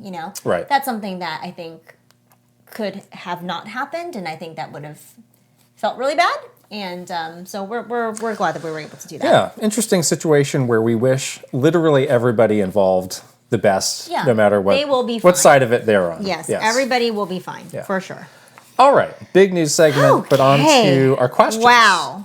Long episode. We are jumping in. These are all questions from our Patreon members who ask these questions exclusively. Yes. Brooke Obscura asks, together, Reggie and Iwata-san bridged the gap between regions by allowing them to become public personas for the company.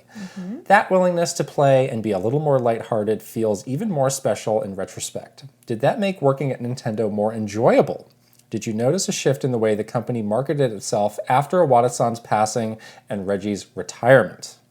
Yeah. Resounding yes. Resounding. Shout out from the rooftops, yes. Obviously, we talked about this a little bit as well. In that Wii U era, when the company was not doing as well, there was more willingness to try zany things.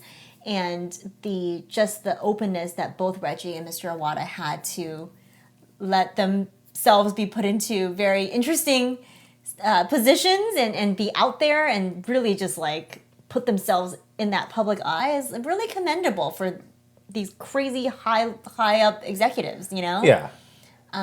It's you think about other industries. It's what other industry has people like this doing this sort of thing? Is Tim Cook gonna it's Tim Cook is he's notable because he's the CEO of Apple. Yeah, but he's not gonna be But he's not chugging maple syrup to support Apple Canada. He's not unboxing an iPhone with white gloves on. Right, he's not asking, he's tell me what you need me to do to create buzz and I'll do it. Right. And Yeah. it's And that sort of, that was literally what they did. Right. They would come to our team Yeah. and say like, what are you guys thinking? and I'll do it. Yeah, and we'll say yes. Yeah. So Obviously, when Mr. Iwata passed, it was just awful, and you can just sense that, like, you know, he had such like a amazing presence and spirit, and that left. Yeah. You know, almost immediately. Yeah. And it really affected Reggie too. Reggie talks Mm-hmm. about it in his book, and he talked about it with us, where he certainly, you know, was considering like when he should retire after Mr. Iwata's passing. Yeah. And yeah, I would say when Reggie retired, I started thinking very, very much about like when I should leave the company. So even in those last 2 years, it was starting to feel a little strange to me. Yeah. Like Reggie and I had a lot of conversation about this too. Like I asked him a lot about this, and he gave me great advice as usual. And then, you know, I kind of like was wishy-washy about it, you know, because I was scared. I was scared to leave, of course, after being somewhere for so long. And then when the whole office closure happened, it was like literally like a sign from the universe, like you have to do this. Yeah. So it all worked out in the end, but the shift was so palpable after these two events happened that like I think all of us felt it, and whether we admitted to ourselves or not, we were like kind of grappling with it for like the 2 years like leading up to the office closure. True. All right, this is a question I've been thinking about since I saw it come through from Colin SM. Kit and Krysta, it's been a long time since Pokemon has introduced any new types. If they were to ever do it again, what new types would you like to see? I've heard from fans suggesting things like Sound and Cyber to retcon some existing normal type Pokemon. Meanwhile, I think a glass type could open the door for a lot of creative new designs. Oh, that's interesting. But this show's not about me. What do you think? Food type. Oh, that's good. This. Yeah. Oh, I like that. So something like almost like All creamy? yeah, like yeah, The exactly. little Vanilla cupcake? vanilla Vanillite? Vanillites, Yeah. yeah. Okay. But more of those. More like That's a good one. derivative from Yeah. different like Okay. we need a pizza Pokemon. we need a ramen Pokemon. Oh boy. How delicious. It is a bummer when there's a Pokemon you like that's normal type, because it's like, well, I'm not going to be using this for long. Yeah, but it like looks cool or whatever. Yeah. It's like, oh wow. I have two. I think stealth type Ooh. would be cool. So like some sort of invisibility. Well, I thought kind of about situation? would ninja type be good, but I think stealth is broader. Because think Yeah. about like Greninja. Yeah. Or like you still have moves like Stealth Rock Right. is a move. So Right. I think something that kind of plays up that The angle. fighting type and the ninja type are kind of similar, so I think Right. that stealth right. type is So I better. think that's differentiated enough. I have another type. We have Fairy type, which I think was the Devil last type? one to be introduced. Magic type. What's the difference between Magic. Okay. Yeah. So Fairy, Psychic, and Magic I think makes a good trio. Trifecta of right. the The ethereal occult, the ethereal arts. Yes, I think that would be a witch good type, a witch sorcerer type. Yeah. I guess magic is broader than that. And then you think about like the dual types that you could come up with some of these. yeah. It's pretty cool. You could do like psychic magic. Yeah. That'd be cool. So it's one of those things where be like Scarlet Witch. I do feel like there's a lot of types already, and you don't want it to just be like impossible to keep track of. Yeah. But on the other hand, if you think about it, there are some interesting possibilities. Yeah, I would love them to refresh it actually. Yeah. Because some of them are pretty basic, and normal type is kind of boring. People would be mad. Don't worry. But that is a great sorry. question. I had a lot of fun thinking about that question. Captain Alex, here's a question. Okay. With Resident Evil 4 remake announced, I got to thinking about Nintendo's history with the franchise. When Resident Evil Revelations came out exclusively on 3DS, it was originally released with a misprinted spine calling it Resident Evil Revelations. What happens internally when an error like this occurs? Is it a minor inconvenience or a big deal? Well, I think it depends where you work. If this happened at Nintendo, it would be a drop everything huge catastrophe. It would be, what did we call Fiasco? it? It would be a, what did I call it? No potty mouth, please. No, not that. But it would have been that. Yeah. Yeah. A terrible Oh my disaster. goodness. Oh my goodness. Oh yeah. This happened a lot to Capcom though. Remember they had the Okami Wii that had the IGN, IGN. watermark. Oh, it's embarrassing. What is the art department up What's to going now? on over there? Yeah, that's a little embarrassing. I don't think we've ever had a misprint at Nintendo, right? I don't think so. Forbid anything like that would ever happen because it would just be... There were some of those amiibo that were printed badly. Oh, like that? the faces? No, like the back plate would be like weird. Like there would be some like the art was wonky. But there wasn't like a typo or anything. No typos, I don't think. Oh, that would be. That would be. I have trouble with typos, so I can kind of understand. You sure do. You have to do my grammar police all the time. I shudder to think about what would have been the like. I think they would have like reprinted it and been like, "We'll mail you this." Right. It would have been this whole program to get it back. We apologize. Yeah. Whereas I think Capcom just like, we're just gonna look the other way and maybe try harder next time or not. Ducatista asks, when you both visited Nintendo headquarters in Japan during one of your Nintendo Minute episodes, did the company headquarters in Kyoto live up to your expectations? For a non-industry insider, what would be your top recommendation to a gamer visiting Japan for the first time? Well, I would say that it definitely lived up to my expectations in the sense that I just really wanted to check that off my list. Yeah. And there's certainly like really fun things being able to be on the inside, like going to the cafeteria. And, I liked those little things because you would like go to the cafeteria and there's Mr. Miyamoto having his lunch, or like, little like Nintendo touches, like the chimes would play. Yeah. Like Mario, the fairy fountain music for like lunchtime or whatever. So that was always fun. But like the actual inside of the building and stuff is like nothing to write home about. And we were told about this going in. Right. So it was not like a disappointing moment. Right. We it's knew not like what you to go expect. in and it's like Willy Wonka's chocolate. Very basic interiors. Yeah, it's just like a normal office. Right. And you get lost a lot because every floor looks exactly the same. And there's nobody in the halls either. No one's there, and everything. Like these doors are just closed. Do I need a hall pass to leave the room, or am I going to get in trouble? I'm going to really carefully retrace my steps because I don't want to get lost going to the bathroom and coming back. Yeah. So for a non-industry insider, I think top recommendations is to go to like the big camera, to go to like all those big like electronic departments. Akihabara, you gotta go. Yeah, you have to go to the big electronic department store like tower things. Yeah. Because they just have like so much crazy stuff in there that you never see here. I do wonder for people going to Akihabara for the first time now, because it's not what it used to be. It used to be like, oh, you can find these crazy old games and you get them for cheap. It's like, no, they've caught on. They've caught on, yeah. And it's not... There are some vintage shops that are pretty But cool. the experience of going is still very cool. Right. And gives you a look into what it was like then. Totally. And into Japanese gaming culture. And, there used to be like, there was like the Street Pass group that would gather in Akihabara. These people would play Monster Hunter together in Akihabara. So I still think... There's Splatoon kids there now. Yeah, so I still think that's a pretty good place to go. For sure. I mean, you certainly can't go inside, but like if you have a chance to like drive by the Nintendo headquarters and take a picture, like you should do that. Yeah, it's just like there's a sign outside. No one will stop you. There's a poor beleaguered security guard sending away tourists all day long. Not them again. Yeah. Right, but I mean, you should go. Yeah. I remember one of the first times I went to Kyoto, I was not on company business, but I went there on vacation. And I was in a taxi, and the driver spoke English. And I said, I work for Nintendo. I'd love to just drive by it. And he wouldn't do it. I don't think he believed me. Of course he didn't. Look at you. And he was like looking out for his fellow Kyotoites of like, this poor security guard doesn't need the hassle of another gaijin strolling through. If you are in Kyoto, though, you can go to the Fushimi Shrine, which is where... Inspiration for Star Fox. And it's also very beautiful there. Right. That's really nice, too.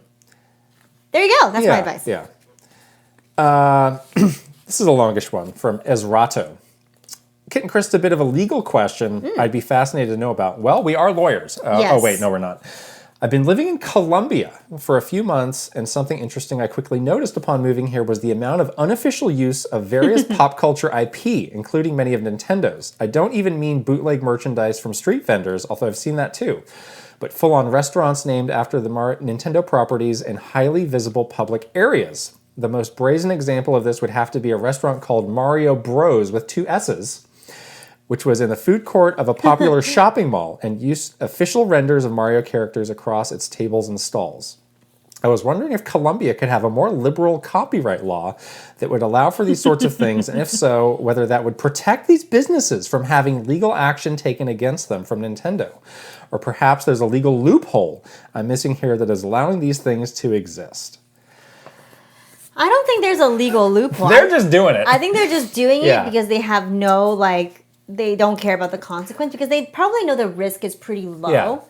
Yeah. And obviously, Nintendo cannot police every country worldwide. Yeah, they would love to. I'm sure they would. They would get want a kick to. Out of that. They would love that, but they cannot because they're, they're only this. There's only so many. So many of them. The other thing that I have noticed that is more, they have a little bit more leniency towards is like. This example that you give is like this restaurant has like Mario decoration inside of it.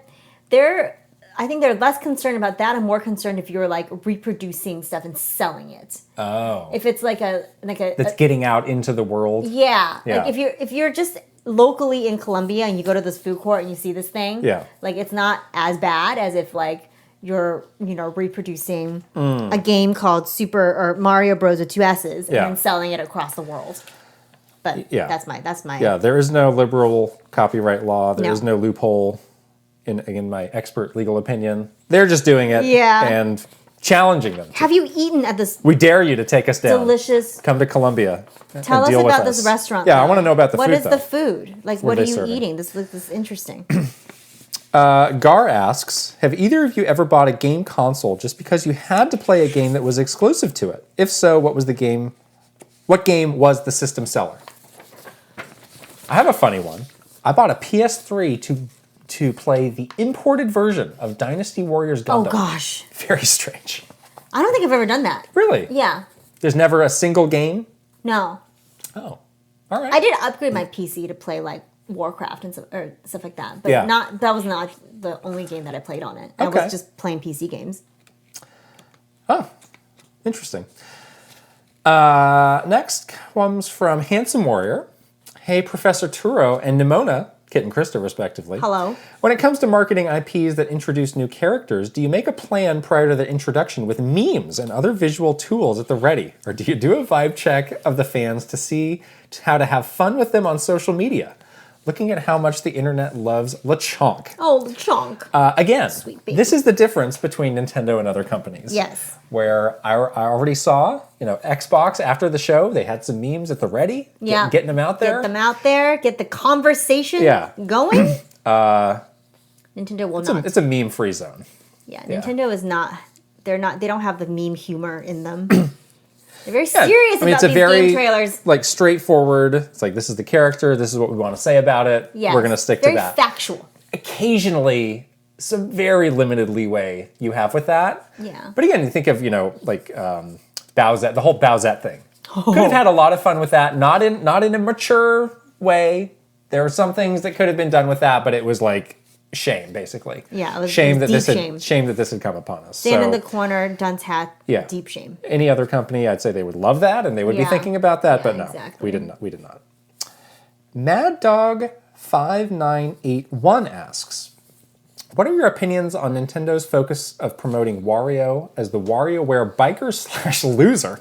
Loser? He's a business impresario. He's not a loser. And no longer really focusing on classic anti-hero Wario. I guess that's like yellow Mario suit Wario. Okay. While I love the WarioWare series, I for one believe the new Wario Land or even a Wario World sequel is long overdue. That for a long time. Any such game should definitely not feature Waluigi. The less said about him, the better. I agree with you on that point. Yeah, I feel like the last couple of Wario games are definitely sort of leaned into this like biker, just like this his vibe of being just this crass like whatever, which just was a because of the game that it was targeting, like the WarioWare series is just like that type of game versus like a Wario Land game, which I haven't thought about for a long. I think the last one we had was like Wario Land Shake It or something. It's been a while. On Wii, yeah. I prefer the yellow classic Wario. Yeah. Whenever it's like the default look is the biker Wario, I get a little bummed out. Yeah. Yeah. Yeah, it's like, oh, that's right. He's not just that biker guy, Wario is a good character. He's a really good character. Yeah. We should have more Wario It's a bummer stuff. that he is associated with Waluigi, who is objectively a bad character. Exactly. Yeah. I'm glad we all agree on that point. Yeah, we're all clear on that. Yes. Miles asks, Hey, Kit and Krysta, when it comes to console games, the new generation has decidedly felt less iterative compared to previous leaps like the SNES to the N64. Felt iterative, not less. Felt iterative, yes. Excuse me.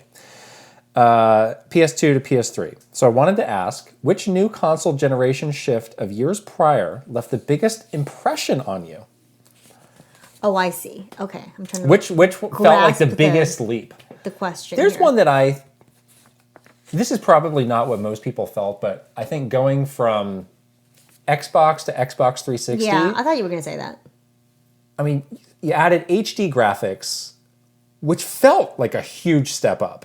Mm-hmm. Just the clarity of graphics and the capability of the graphics was big, but also like all the online stuff that the Xbox 360 could do felt futuristic at the time. Like really like wow. Yeah. Because like the PS3 was like barely cutting it. Chugging along. And like the Wii, it's like, let's not talk about that online stuff. Okay. It was really ahead of its time. So I think like SNES to N64, like going to polygons was another clear one. But that one was surprisingly impactful to me. Mm-hmm. I would say this is kind of a weird one, but maybe like Game Boy to DS.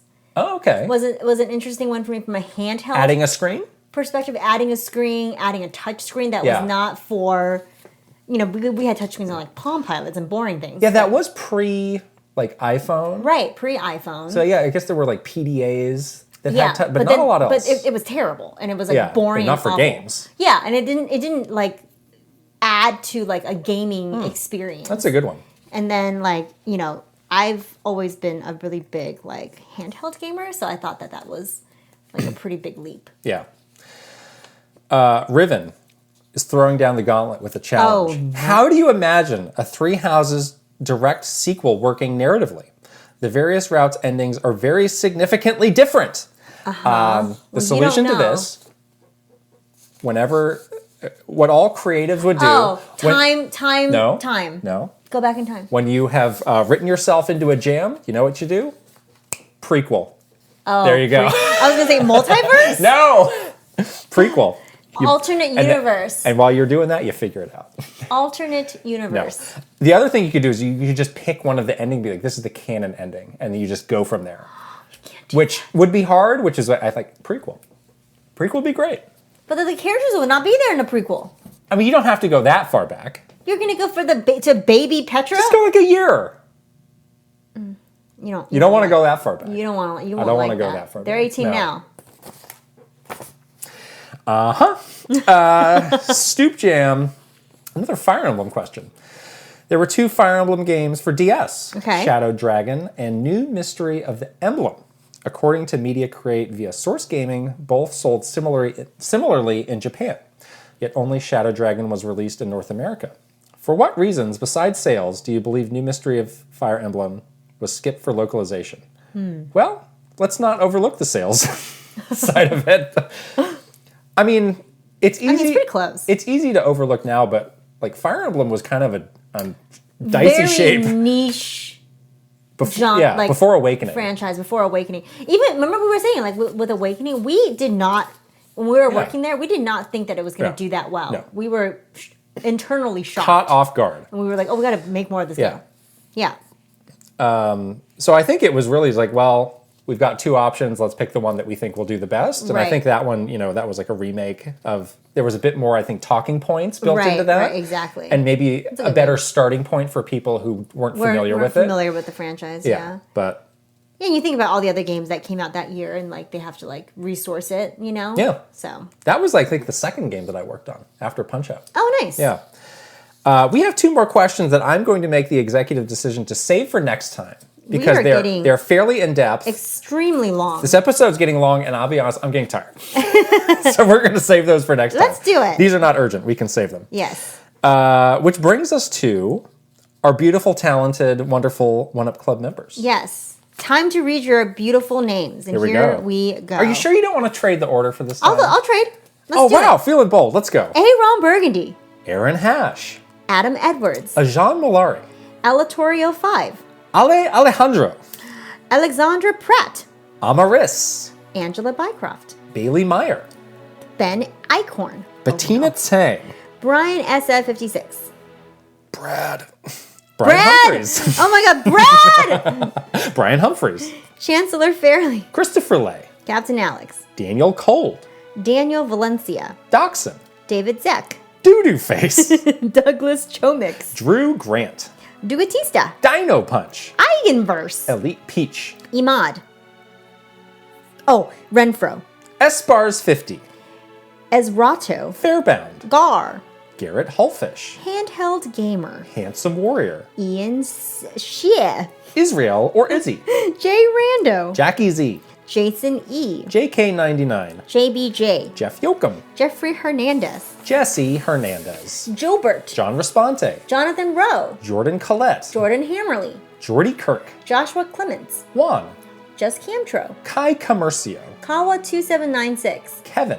Kevin Delane. K Madman TV. Kyle Kretzer. Kyler Nelson. Lego My Frago. Link. Link Master. Lucamania. Lucas Pico. Luis. Luis Calcano. Malfarink. Mamu. Mark Schlasner. Marky Man 64. Maru Mayhem. Matt McCarthy. Matthew Rawald. Megan. Michael Cravens. Michael J. File. Michael Mazer. Mike Chin. Mikey. Murph. Mytran. Nod Narb. Oh Me Oh My. Panda Buns. Parker Anderson. Patreon user. Paul Gale Network. Piano Psychopath. Pirates TCG Grudges Forever. Prince Charmless. PS Wii. Raver. Rad State of Mind. Rain Tech. Raphael. Ray Carrion. Chiron? Ryuji Utsuho Okuu. RJ Kern. Rob Osborne. Rocks. Roy Eschke. Ryan Hayes 521. Rianetta. Sam Nealand. Scott LaRock. Safazon. Shinryu. Slow Bro. Spicy Munchkin. Theo Citron. Switching it up. Underscore. Underscore. The Don Rob. The Shark Among Men. Thomas Alvarez. Troopage. Tugs Puppy Bear. Tyler Geis. VGM Life. Video Game Stupid. Beautiful Dandy. Virtual Bot. What's Up Flapjack. Wicked Davy. Will Ernst. Zoodiverf. And Zen. Yay! Nice. I'm sorry. Who did I mess up? So clean There was on somebody. both of our sides this My time. bad. My bad. Brad. I'm sorry. Brad. Clearly, we need to wrap this up. Oh my lord. Yes. Wow. What an As episode. my eyes just cross before you. Okay, don't forget to join our Patreon. We are patreon.com/Kit and Krysta. You are keeping this show going, so thank you so much. Follow us on all of our social media channels. Don't forget to subscribe to this channel, which is the channel you're watching this video on right now. Give us a thumbs up and leave us a comment about your favorite summer games. And that's it. Sure is. You're nodding and falling asleep at the same time, so we're going to go now. Bye! Bye.